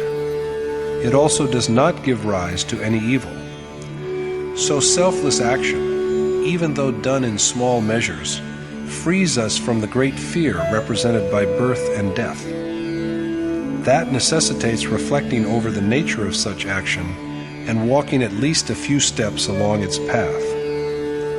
Worshippers who have renounced the vanity of earthly possessions have trodden this path, but so can those who lead the life of householders. Krishna tells Arjuna to just sow the seed, for the seed is never destroyed. There is no power in nature, no weapon which can destroy it. The material world can only cover it up momentarily and hide it for a while, but it cannot wipe out the initial inspiration, the seed of the act of spiritual accomplishment. According to Krishna, even the gravest of sinners can doubtlessly cross over by the arc of knowledge. He means exactly this when he says that if the seed of selfless action is just planted, it is imperishable.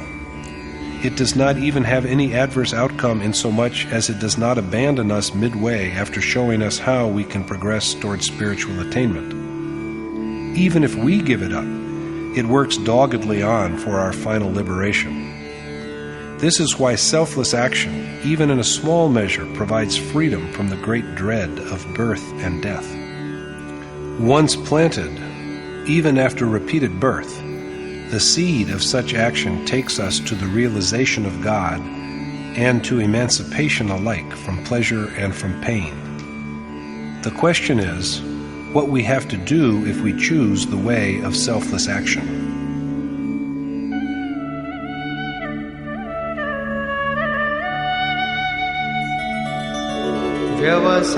व्यवसायात्मिका बुद्धिः एकेह कुरु नन्दन बहुशाखाह्यनन्ताश्च बुद्धयो व्यवसायिनाः. On this auspicious path, O Kuru Nandan, Arjuna, the resolute mind is one, but the minds of the ignorant are divided and many. The mind, which is earnestly and firmly oriented to selfless action, is unified.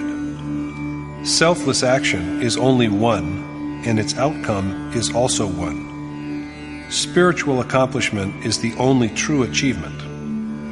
The gradual realization of this attainment, by fighting against forces of the material world, is an enterprise. This enterprise and resolute action with a single goal are also one and the same. Then what about those who propagate more than one mode of action? In Krishna's view, they are not true worshippers.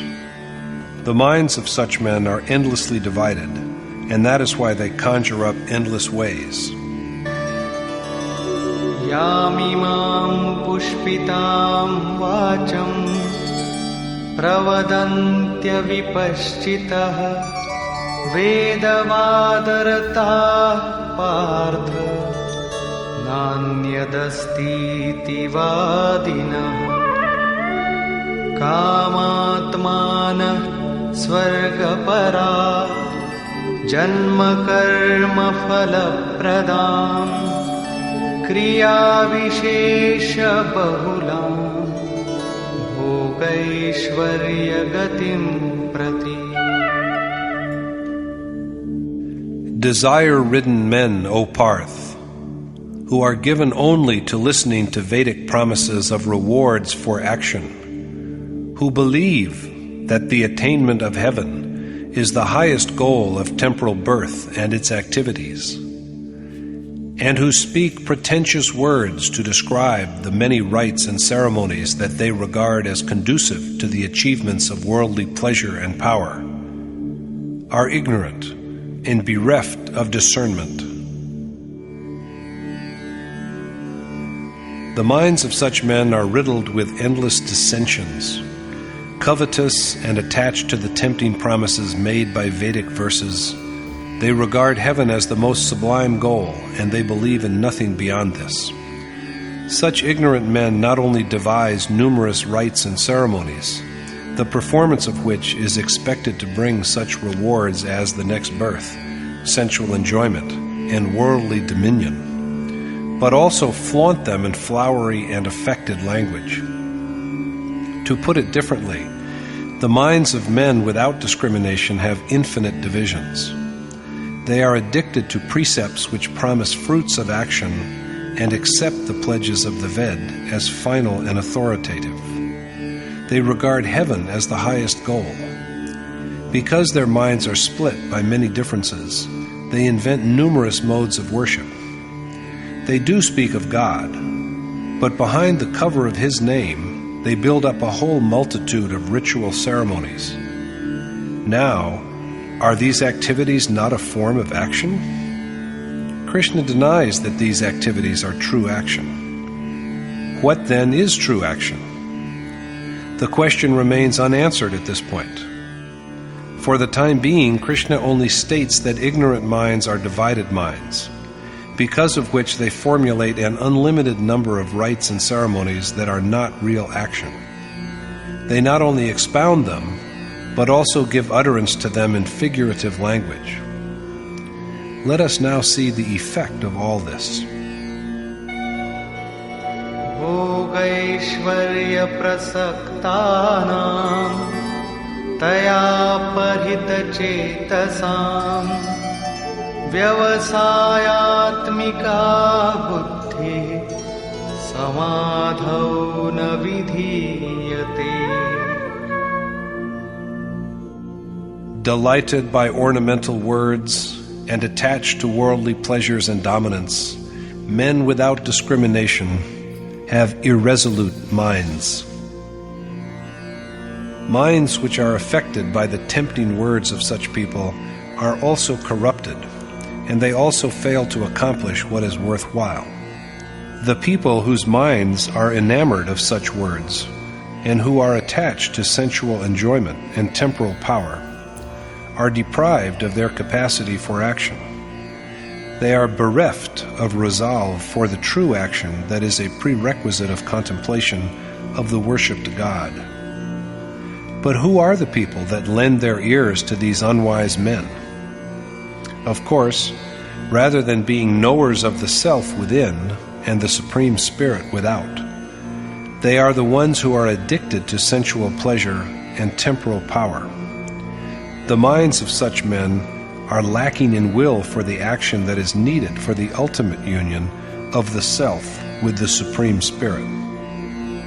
What exactly is the meaning of the assertion that they too are mistaken who are blindly devoted to Vedic pronouncements? Krishna speaks about this.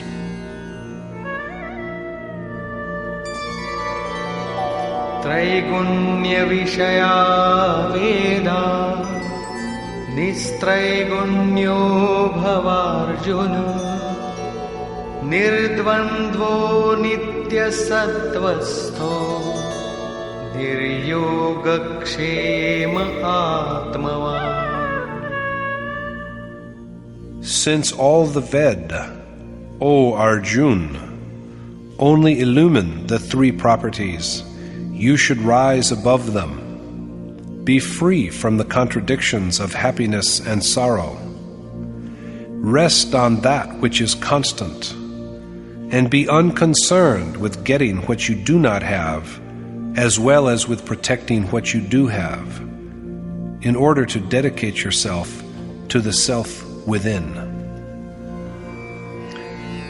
The Ved only illumine the three properties of nature. They know nothing of what is beyond them. So Arjuna should go beyond the sphere of action laid down by the Ved. How to do this? Krishna advises Arjuna to liberate himself from the conflicts of joy and sorrow, concentrate on the one changeless reality, and desire neither the unobtained nor the obtained, so that he may devote himself single-mindedly to the indwelling self. This is how he can rise above the Ved. But is there any precedence of anyone going beyond them? Krishna says that as a man transcends the Ved, even so he comes face to face with the Supreme Spirit, and that the man who is aware of him is a true Vipra, a Brahman.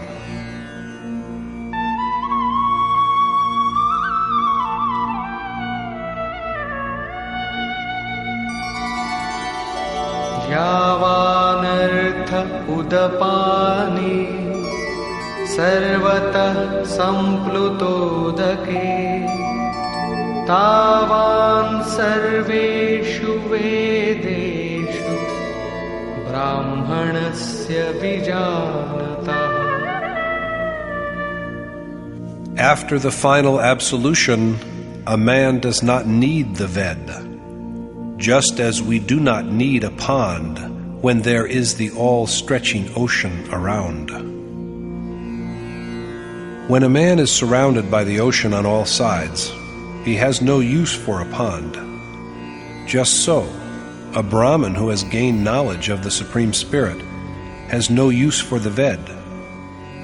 That means that the one who knows God transcends the Ved, and that man is a Brahman.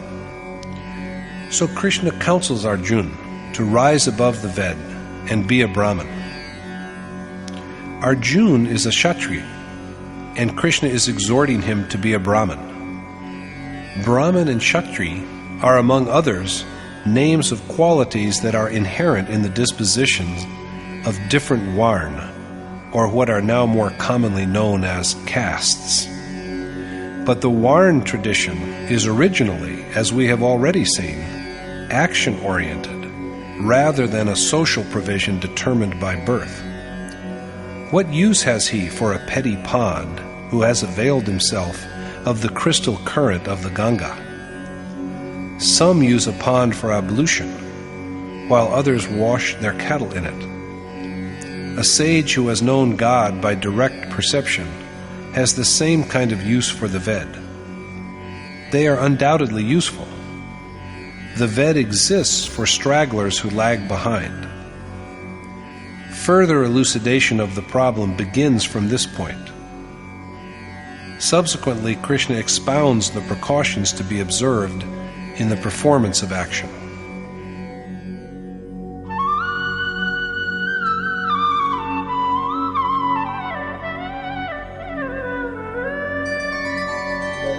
कर्मण्येवाधिकारस्ते मा फलेषु कदाचन मा कर्मफलहेतुर्भुर्मा ते सङ्गोऽस्त्वकर्मणि. Since you are entitled only to the performance of action, but never to the fruits thereof, you should neither desire rewards of action, nor be drawn to inaction.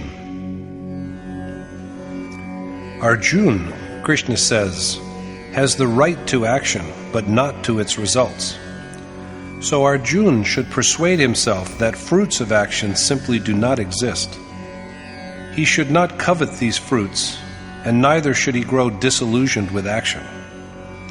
So far, Krishna has first used the term action, karma, meaning both action and its consequence, in the 39th verse of the chapter. But he has not indicated what this karma is and how to perform it.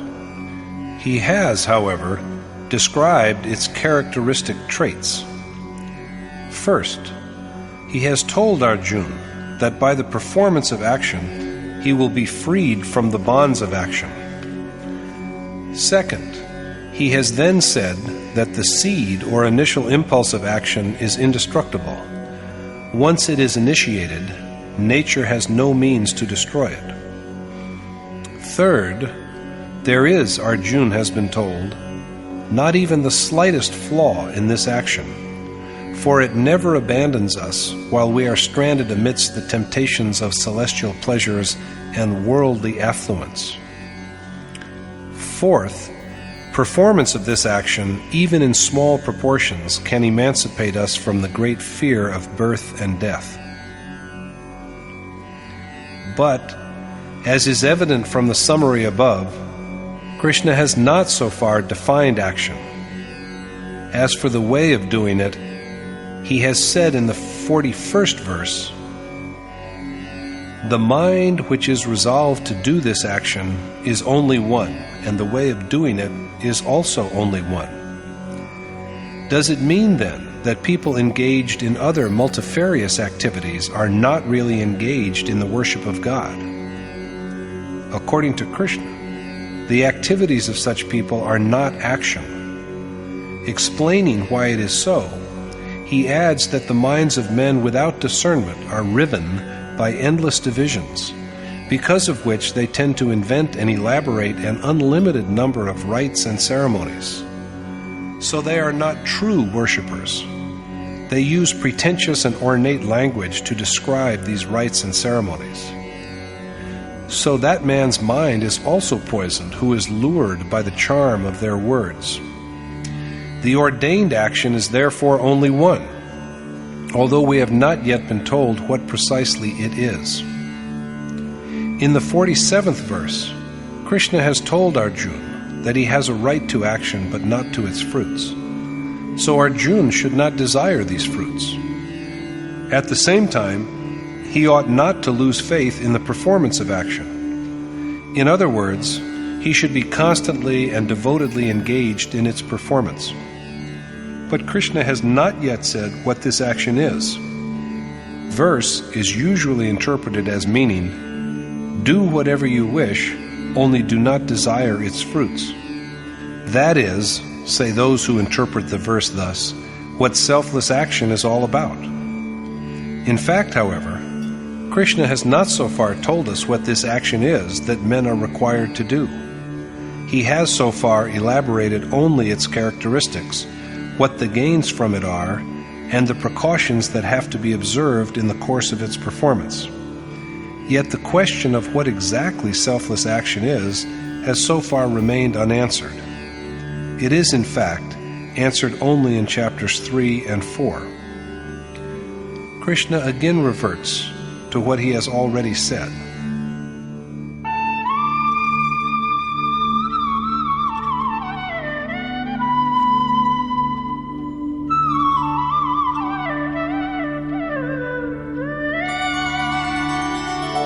Yogastha kuru karmani Sangam tyaktva dhananjaya Siddhya siddhyo samo bhutva Samatvam yoga uchyate. The equipoise of mind that arises from profound absorption in the performance of action after renouncing attachment and being even-minded in respect of success and failure is, O Dhananjay, Arjuna, given the name of yoga. Resting in yoga, renouncing infatuation for worldly ties, and looking at success and failure with an equal mind, Arjuna should undertake action. But what action? Krishna's pronouncement is that men should do selfless action. Equipoise of mind is what is called yoga. The mind in which there is no unevenness is full of equanimity. Greed destroys its evenness, attachments make it unequal, and desire for the fruits of action destroy its serenity. That is why there should be no hankering after the fruits of action. At the same time, however, there should also be no diminishing of faith in the performance of action. Renouncing attachment to all things, seen as well as unseen, and giving up all concern about achievement and non-achievement, we should only keep our eyes fixed on yoga, the discipline that joins the individual soul with the Supreme Spirit, and lead a life of strenuous action. Yoga is thus the state of culmination, but it is also the initial stage. At the outset, our eyes should be fixed on the goal. It is for this reason that we should act keeping our eyes on yoga. Equanimity of mind is also named yoga. When the mind cannot be shaken by failure and success, and nothing can destroy its evenness, it is said to be in the state of yoga. It cannot then be moved by passion. Such a state of mind enables the soul to identify himself with God. This is another reason why this state is called Samatva Yoga, the discipline that makes the mind full of equanimity. Since there is in such a state of mind complete renunciation of desire, it is also called the way of selfless action, Nishkam Karma Yoga. Since it requires us to perform action, it is also known as the way of action, Karma Yoga. Since it unites the self with the Supreme Spirit, it is called yoga. It is necessary to keep in mind that both success and failure should be viewed with equanimity, that there should be no sense of attachment, and that there is no desire for the rewards of action. It is thus that the way of selfless action and the way of knowledge are the same. Durena yavaram karma buddhi yoga dhananjaya buddhau sharanam viccha kripana phalahetavaha. Take refuge in the way of equanimity, yoga, Dhananjay, because action with desire for the fruits thereof is far inferior to the path of discrimination, and they are indeed paupers who are motivated by lust for rewards. Covetous action is distant from and inferior to the path of discrimination. Those who yearn after praise are wretched men, vile and devoid of judgment. Arjuna is therefore urged to find shelter in the even-minded way of knowledge. Even if the soul is rewarded with what he desires, he will have to assume a body in order to enjoy it. So long as the process of coming and going, of birth and death lasts, how can there be ultimate redemption? A seeker should not desire even absolution, for absolution is total freedom from passions. Thinking over the acquisition of rewards, if he gets any, his worship is interrupted.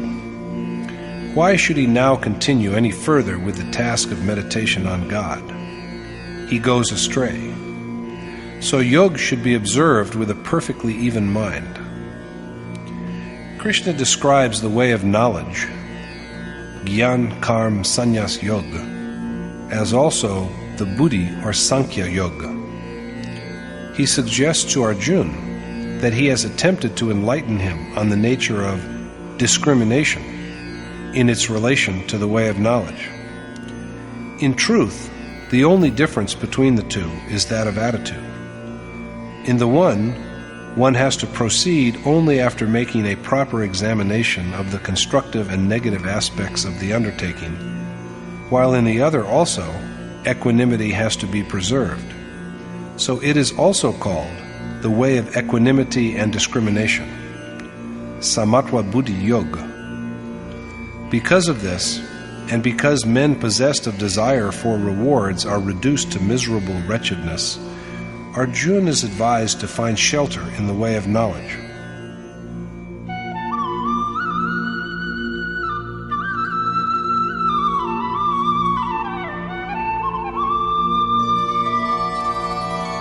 बुद्धियुक्तो जहातीह उभे सुकृत दुष्कृते तस्माद्योगाय युज्यस्व योग कर्मसु कौशलम्.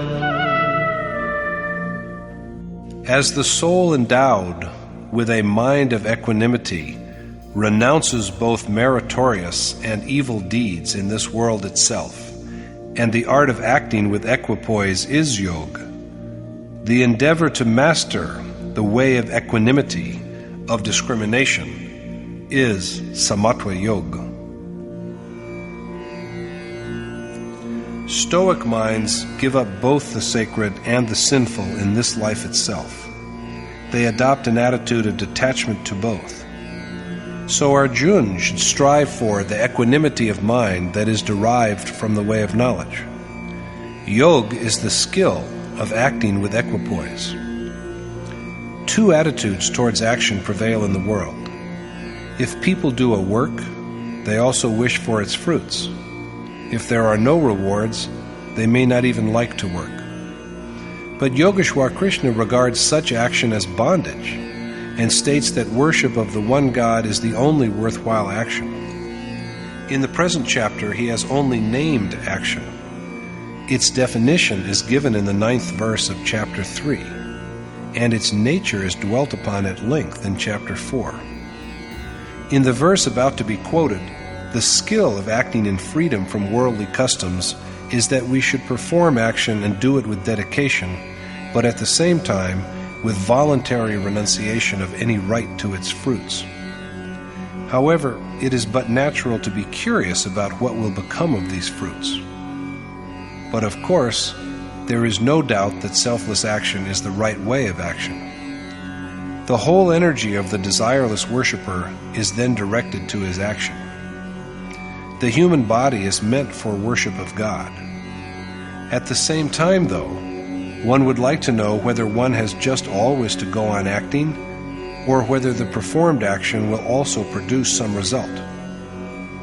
Krishna now dwells upon this problem. Karmajam buddhiyukta hi phalam tyaktva manishinaha janma bandha vinirmukta padam gacchantya namayam. Renouncing all desire for the fruits of their action, and thus freed from the bondage of birth, wise men who are skilled in the way of equanimity and discrimination achieve the pure, immortal state. Wise men endowed with the yoga of discrimination renounce the fruits arising from their action and are liberated from the bondage of birth and death. They achieve the pure, immortal state of oneness with God. Application of intellect is categorized here into three kinds. First, by the way of discrimination, in verses 31 to 39. This yields two results: divine riches and ultimate bliss. Second, by the way of selfless action, in verses 39 to 51, which produces only one consequence: liberation from the dire terror of repeated birth and death by attaining immaculate, indestructible oneness with God. These are the only two ways described for true yoga. The third type of application of intellect is done by the ignorant, who are engaged in other endless modes of action and who fall into the cycles of repeated birth and death according to their deeds. Arjuna's vision is limited only to acquisition of sovereignty over the three worlds and even over gods. But even for the sake of these, he is not inclined to war. At this point, Krishna reveals to him the truth that a man can attain to the immortal state through selfless action. The way of selfless action also provides access to the highest state of being, which death cannot break into. At what point, though, will a man be inclined to the performance of such action?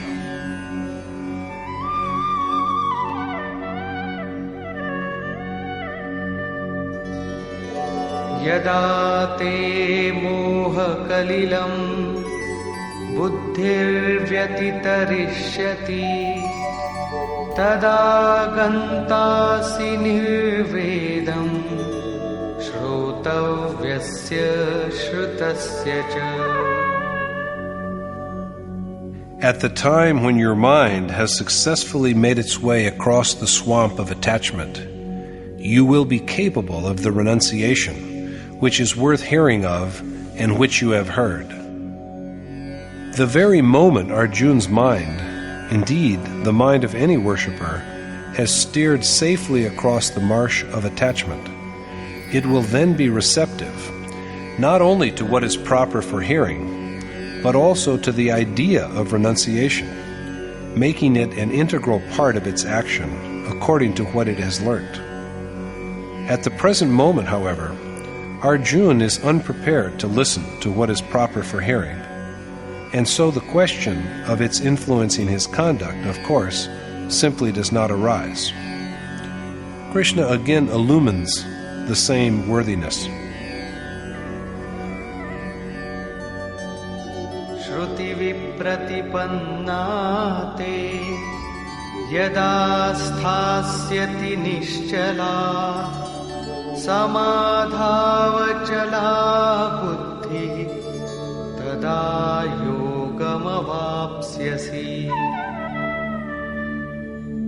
When your mind, now shaken by the conflicting precepts of the Ved, achieves a changeless and constant existence within the being of Supreme Spirit, you will then attain to immortal state through profound meditation. When Arjuna's mind, at present riven through and through by the contradictory teachings of the Ved, achieves the state of steady contemplation of God, it will become changeless and constant, and then he will master the skill of discrimination and equanimity. He will then achieve the perfect equilibrium, which is the ultimate state of immortality. This is the crowning point of yoga. The Ved undoubtedly instructs us, but as Krishna points out, the contradictory injunctions of the Shruti confuse the mind.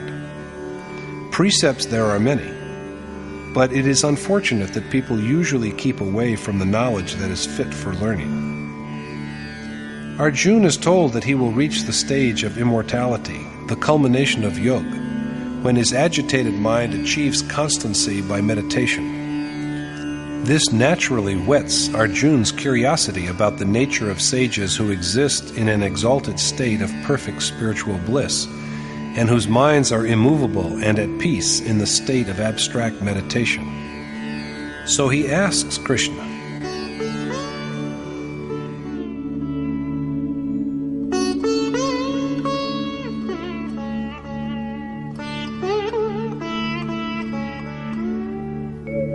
स्थितप्रज्ञस्य का भाषा समाधिस्थस्य केशव स्थितधिः किं प्रभाषेत किमासीत व्रजेत किम्.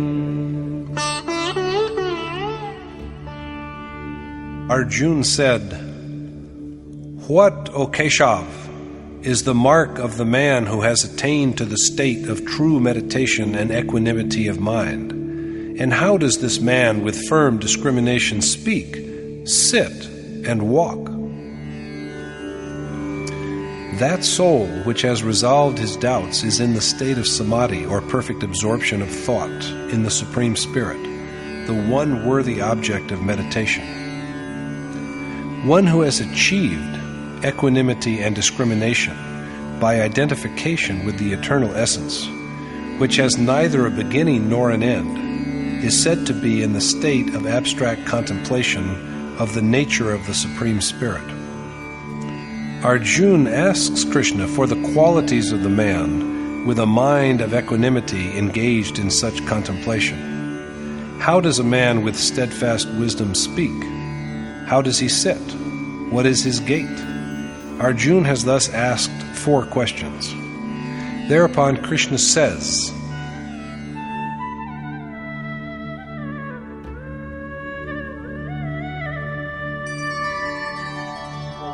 प्रजहाति यदा कामान् सर्वान् पार्थमनोगतान् आत्मन्येवात्मना तुष्टः स्थितप्रज्ञस्तदोच्यते. The Lord said, "A man is then said to be steadfast in mind when he has renounced all the desires of his mind and achieved contentment of the self through the self." When a man has renounced all his desires and achieved his soul's contentment through the contemplation of his soul, he is said to be a man of firm discernment. This self is apprehended only through complete abandonment of passion. The sage who has viewed the ineffable beauty of his self and found perfect satisfaction in him is the man with a steady judgment.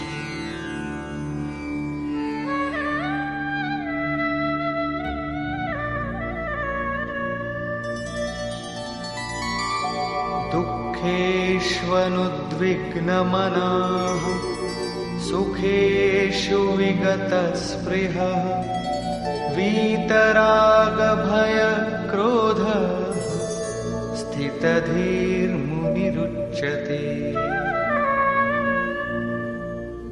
He is indeed a steady-minded sage who is unmoved by sorrow and indifferent to happiness, and who has overcome his passions, fear, and anger. He whose mind is untroubled by bodily, accidental, and worldly sorrows, and who has rid himself of desire for physical pleasures, and whose passions, fear, and anger have been subdued, is the sage with discrimination, who has achieved the culmination of spiritual discipline. Krishna then points out other qualities of this saintly man.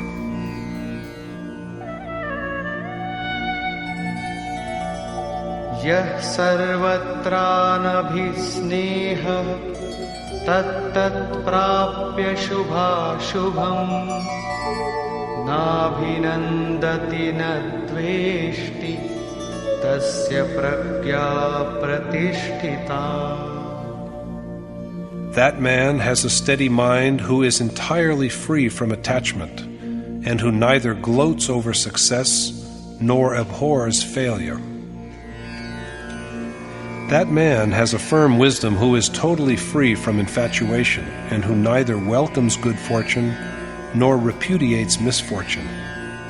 That alone is auspicious which draws a soul to the being of God, whereas that which pulls the mind to temptations of the material world is inauspicious. The man of discrimination is not too happy in favorable circumstances, and he also does not scorn adversities. because neither is the object which is fit for attainment different from him, nor is there for him any evil that may sully the purity of his mind. That is to say, that he has now no need for further striving. Yada samharate chayam kurmonganiva sarvashah indriyani indriyarthebhyah tasya pragya pratishtita. As a turtle pulls in its limbs, this man reins in his senses from all objects, and then he truly has a steady mind. When a man pulls back his senses from all sides and restrains them within his mind, like a turtle pulling its head and feet within its shell, his mind is steady. But this is only an analogy. As soon as the turtle knows that the danger is gone, it again expands its limbs.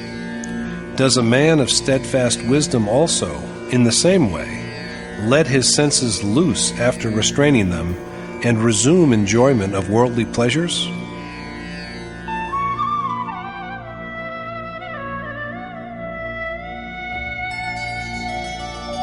Vishaya vinivartante niraharasya dehinah rasavarjam rasopyasya param drishtva nivartate.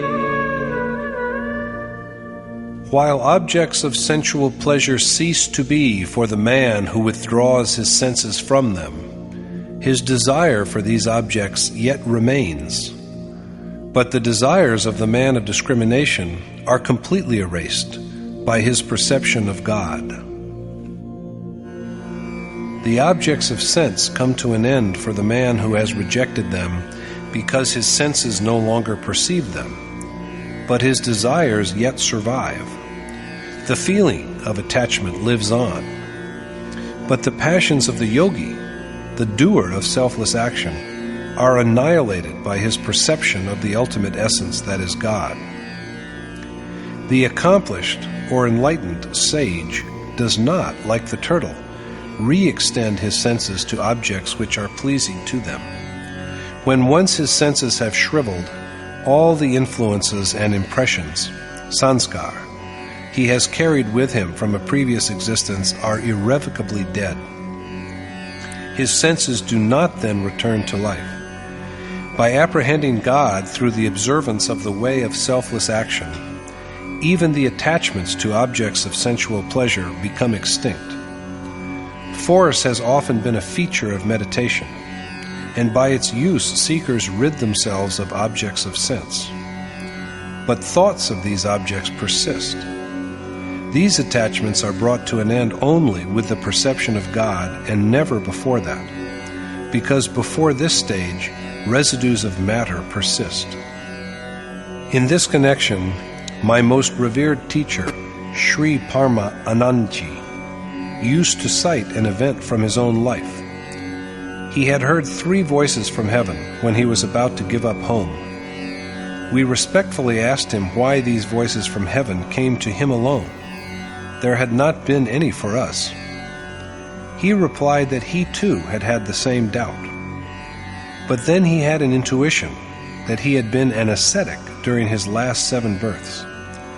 During the first 4 of these, he had only roamed about garbed in a holy man's paraphernalia, with a sandal paste mark on his forehead, ash rubbed on his body, and carrying the water pot used by ascetics. He had then lived in ignorance of yoga. But during the last 3 births, he had been a true saint, as such a soul should be, and there was now the awakening of the way of yoga in him. In the last life, final liberation had been almost at hand, and the end was in view, but a couple of his desires had remained. Although he had firmly controlled his outward body, there were these passions within him. That was why he had to go through yet another birth.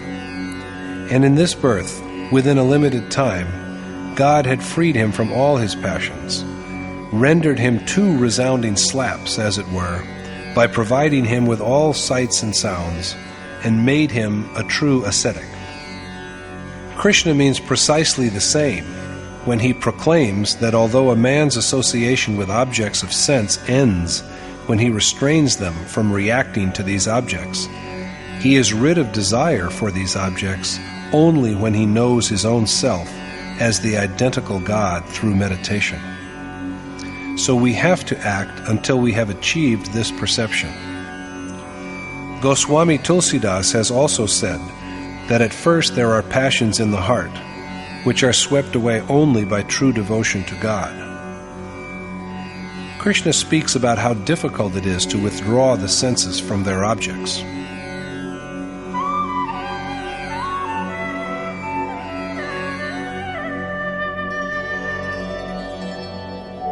Yatato hyapi kaunteya purushasya vipaschitah indriyani pramathini haranti prasabham manah tani sarvani sayyamya yukta asita matparah vashe hi yasyendriyani tasya pragya pratishtita. O son of Kunti, men ought to subdue their senses, which seize forcibly even wise and striving minds, and devote themselves to me with perfect concentration, because only that man's mind is unwavering who has achieved control of his senses. Mutinous senses ravish even discerning and active minds, and undo their steadiness. So with full control over his senses, equipped with yoga and devotion, Arjuna should find shelter in God, of whom Krishna is an incarnation, for that man alone has a firm mind who has subdued his senses. Here, Yogeshwar Krishna explains what ought to be prevented in the course of worship, as also the components of spiritual seeking which it is the duty of men to undertake. Restraint and prohibition alone cannot subdue the senses. Along with negation of senses, there must also be incessant contemplation of the desired God. In the absence of such reflection, the mind will be preoccupied with material objects, the evil consequence of which we see in the words of Krishna himself.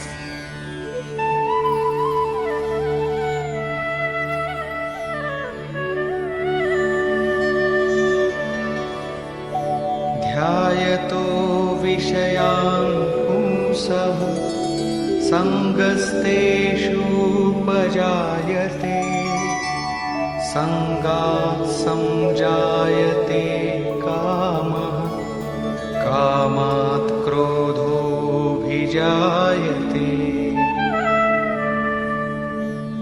They whose thoughts are of sensual objects are attached to them. Attachment gives rise to desires, and anger is born when these desires are obstructed. The feeling of attachment persists in men who have not yet got over their concern with the objects of sense. Desire is born from attachment, and there is anger when there is an obstacle in the way of satisfaction of desire. And what does the feeling of anger give rise to? Krodhat bhavati sammoha sammohat smriti vibhrama smriti bhramshat buddhinasho buddhinashat pranashyati. Delusion is born from anger, by which memory is confused. Confusion of memory undermines the faculty of discrimination. And when discrimination is lost, the seeker deviates from the means of absolution. Confusion and ignorance arise from anger.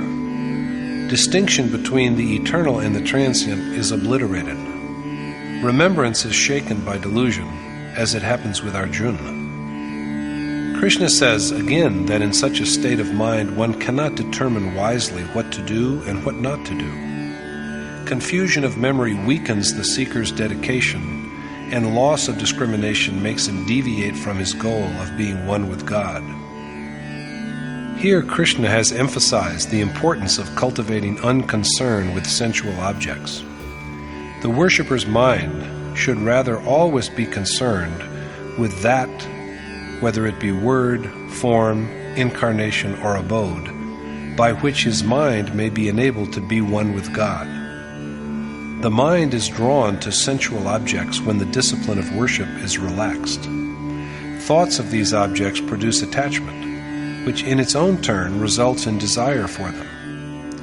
Anger is generated if the satisfaction of this desire is obstructed in any way, and ignorance finally undoes the power of discernment. The way of selfless action is also said to be the way of knowledge, for it has always to be kept in view that desire must not be allowed to enter the worshipper's mind. There are, after all, no real fruits. Advent of desire is inimical to wisdom. Steady contemplation is therefore a necessity. A man who does not always think of God strays from the right path that will lead him to ultimate bliss and glory. However, there is one consolation. The chain of worship is only broken, not completely destroyed. Once the joy of worship has been experienced, when taken up again, it resumes from the same point at which it was discontinued. This is the fate of the worshipper who is attached to sensual objects. But what is the lot of the seeker who has mastered his mind and heart?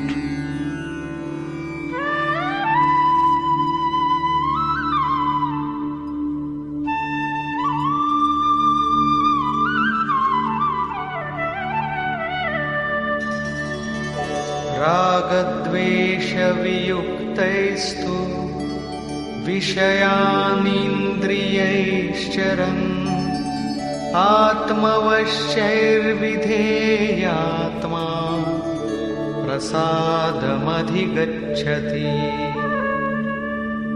But that man achieves spiritual tranquility who has mastered his mind, and who remains unaffected by sense objects, although he may be roaming amidst them, because his senses are properly restrained.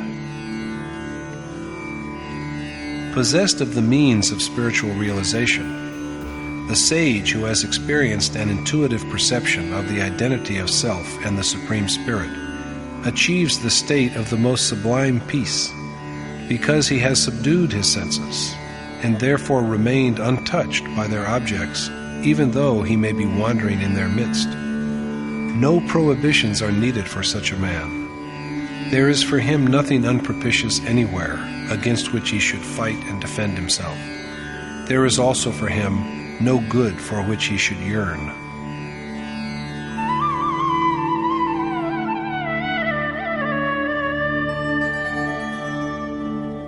Prasade sarvadukhanam hanirasyopajayate prasannachetaso yashu buddhi paryavatishthate.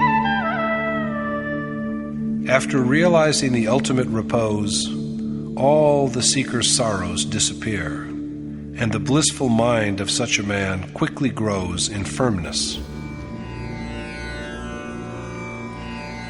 Blessed with a vision of God's ineffable glory and His divine grace, all the worshipper's griefs, the temporal world and its objects which are the abode of all sorrows, vanish, and his power of discrimination grows strong and steady. Hereafter Krishna dwells upon the lot of those who have not achieved the saintly condition. Nasti buddhirayuktasya na chayuktasya bhavana na chabhavayatah shanti ashantasya kutah sukham. A man without spiritual accomplishment has no wisdom nor true faith. How can such men be happy? A man who has not undertaken meditation is devoid of selfless, action-oriented wisdom. This impoverished man is even deficient in the feeling of devotion to the all-pervading Spirit. How can such a man, without an awareness of the self within and the God without, be at peace? And how can he, without peace, experience happiness? There can be no devotion without knowing the object of devotion, and knowledge comes from contemplation. Without devotion, there can be no peace, and a man with a disturbed mind cannot experience happiness, much less the state of changeless, eternal bliss.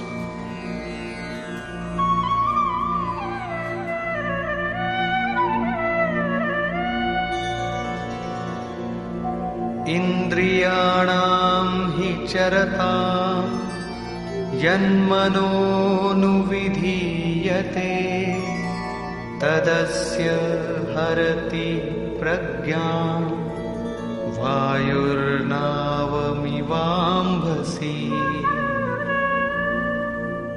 For as the wind captures the boat on water, just so, even one of the senses that roam amidst objects of their gratification and with which the intellect dwells, is strong enough to sweep away the discrimination of one who is unpossessed of spiritual attainment. As the wind drives a boat far away from its destination, even one out of the five senses roving amongst objects perceived by the intellect can get hold of the man who has not undertaken the task of spiritual quest and discipline. Therefore, incessant remembrance of God is essential. Krishna again dwells upon the importance of action-oriented conduct. Tasmadyasya mahabaho nigrihitani sarvashah indriyani indriyarthebhyah tasya pragya pratisthita. Therefore, O the mighty-armed Arjuna, the man who prevents his senses from straying to objects has a steady discrimination. The man who restricts his senses from being drawn to their objects is a man of steady wisdom. The word arm, as used here, is a measure of the sphere of action. God is called mighty-armed Mahabahu, although he is bodiless and works everywhere without hands and feet. The one who becomes one with him, or is inclined to him, and is on the way to his sublime splendor, is also therefore mighty-armed. That is the significance of the use of this epithet for both Krishna and Arjuna. Ya nisha sarvabhutanam tasyam jagarti sayyami yasyam jagrati bhutani sa nisha pashyato muni. The true worshipper, yogi, remains awake amidst what is night for all creatures. But the perishable and transient worldly pleasures amidst which all living creatures stay awake are like night for the sage who has perceived reality. The transcendental spirit is like night for living beings because he can be neither seen nor comprehended by thought. So he is like night. But it is in this night that the spiritually conscious man remains awake, because he has seen the formless and known the incomprehensible. The seeker finds access to God through control of senses, peace of mind, and meditation. That is why the perishable worldly pleasures for which living beings toil day after day is night for God's true worshipper. The sage alone, who beholds the individual self and the universal self, and is indifferent to desire, succeeds in his enterprise of God realization. So he dwells in the world and is yet untouched by it. Let us now see what Krishna has to say on the way in which this exalted sage conducts himself.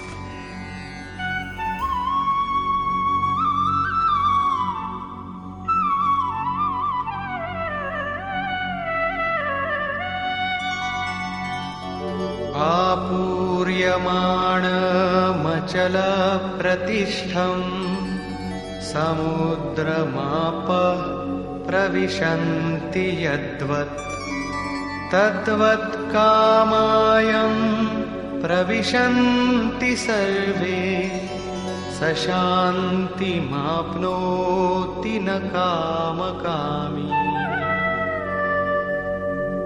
As the water of many rivers falls into the full and ever-constant ocean without affecting its tranquility, even so the pleasures of sense merge into a man of steady discrimination without producing any deviation, and such a man attains to the state of the most sublime peace rather than yearn for sensual enjoyment.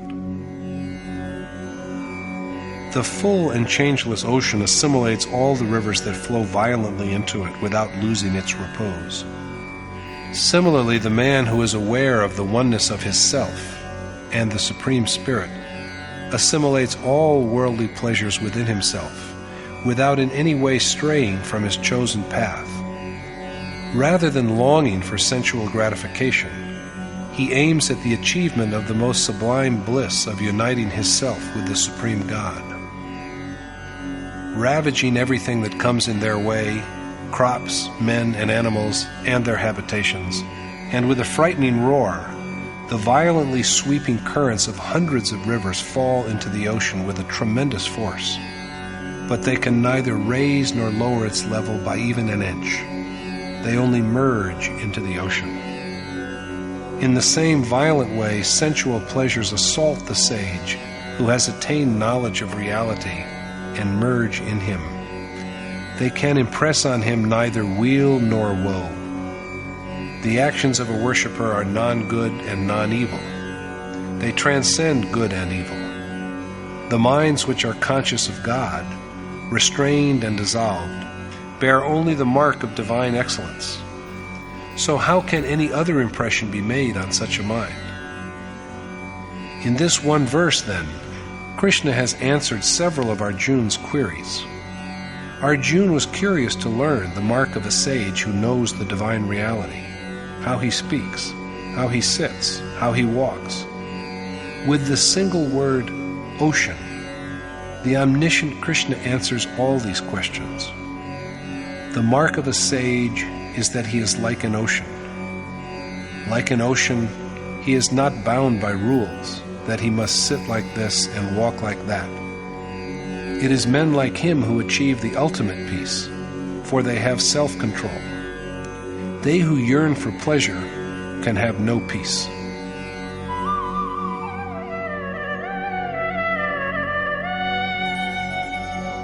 Vihaya kamanya sarvan umanscharati nispruha nirmamo nirahankarah sashantimadhigacchati. The man who has renounced all desire and who conducts himself without ego, arrogance, and attachment is the one who achieves peace. Men who have given up all desire and whose actions are entirely free from the feelings of I and mine realize the ultimate peace beyond which there is nothing to strive for and achieve.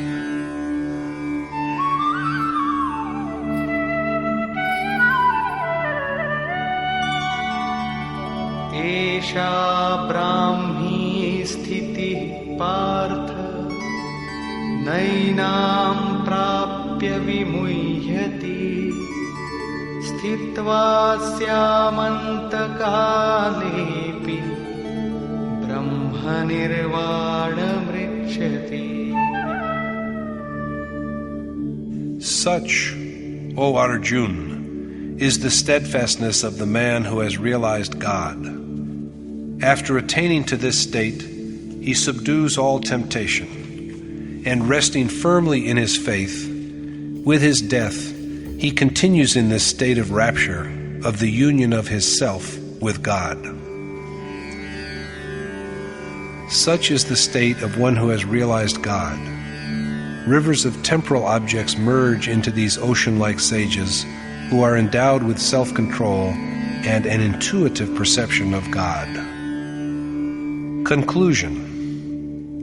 In this chapter, as we have seen, by expounding the merits of action, and by indicating the precautions to be observed in the performance of action, as well as the characteristic marks of the sage who has gained direct knowledge of the self and God through perception, Krishna has aroused Arjuna's curiosity and also answered some of his queries. The self is immutable and eternal. Arjuna is exhorted to know it in order to learn reality. There are two ways of acquiring this knowledge: the way of discrimination or knowledge, and the way of selfless action. Krishna says that he has two kinds of devotees. There is first the follower of the way of knowledge, Gyanmargi. Secondly, there is the follower of the way of devotion, Bhakti Margi. The man of devotion, or doer of selfless action, finds refuge in God and proceeds on his chosen path with total dependence on his grace. Possessed of confidence in his own strength, on the contrary, the man of discrimination goes along his way after making a proper evaluation of his own ability, as well as of the profit and loss in the enterprise. But the two have a common goal and the same enemies. Not only the man of discrimination, but also the man of devotion has to overcome the same adversaries, namely anger, desire, and other impieties. Both of them have to renounce desire, and the action, too, that has to be performed under both the disciplines is one and the same. Thus concludes the second chapter in the Upanishad of the Srimad Bhagavad Gita on the knowledge of the Supreme Spirit, the science of yoga, and the dialogue between Krishna and Arjuna, entitled Karma Jigyasa, or Curiosity about Action. Thus concludes Swami Adgaranand's exposition of the second chapter of the Srimad Bhagavad Gita in Yatharth Gita. Hare Om Tat Sat.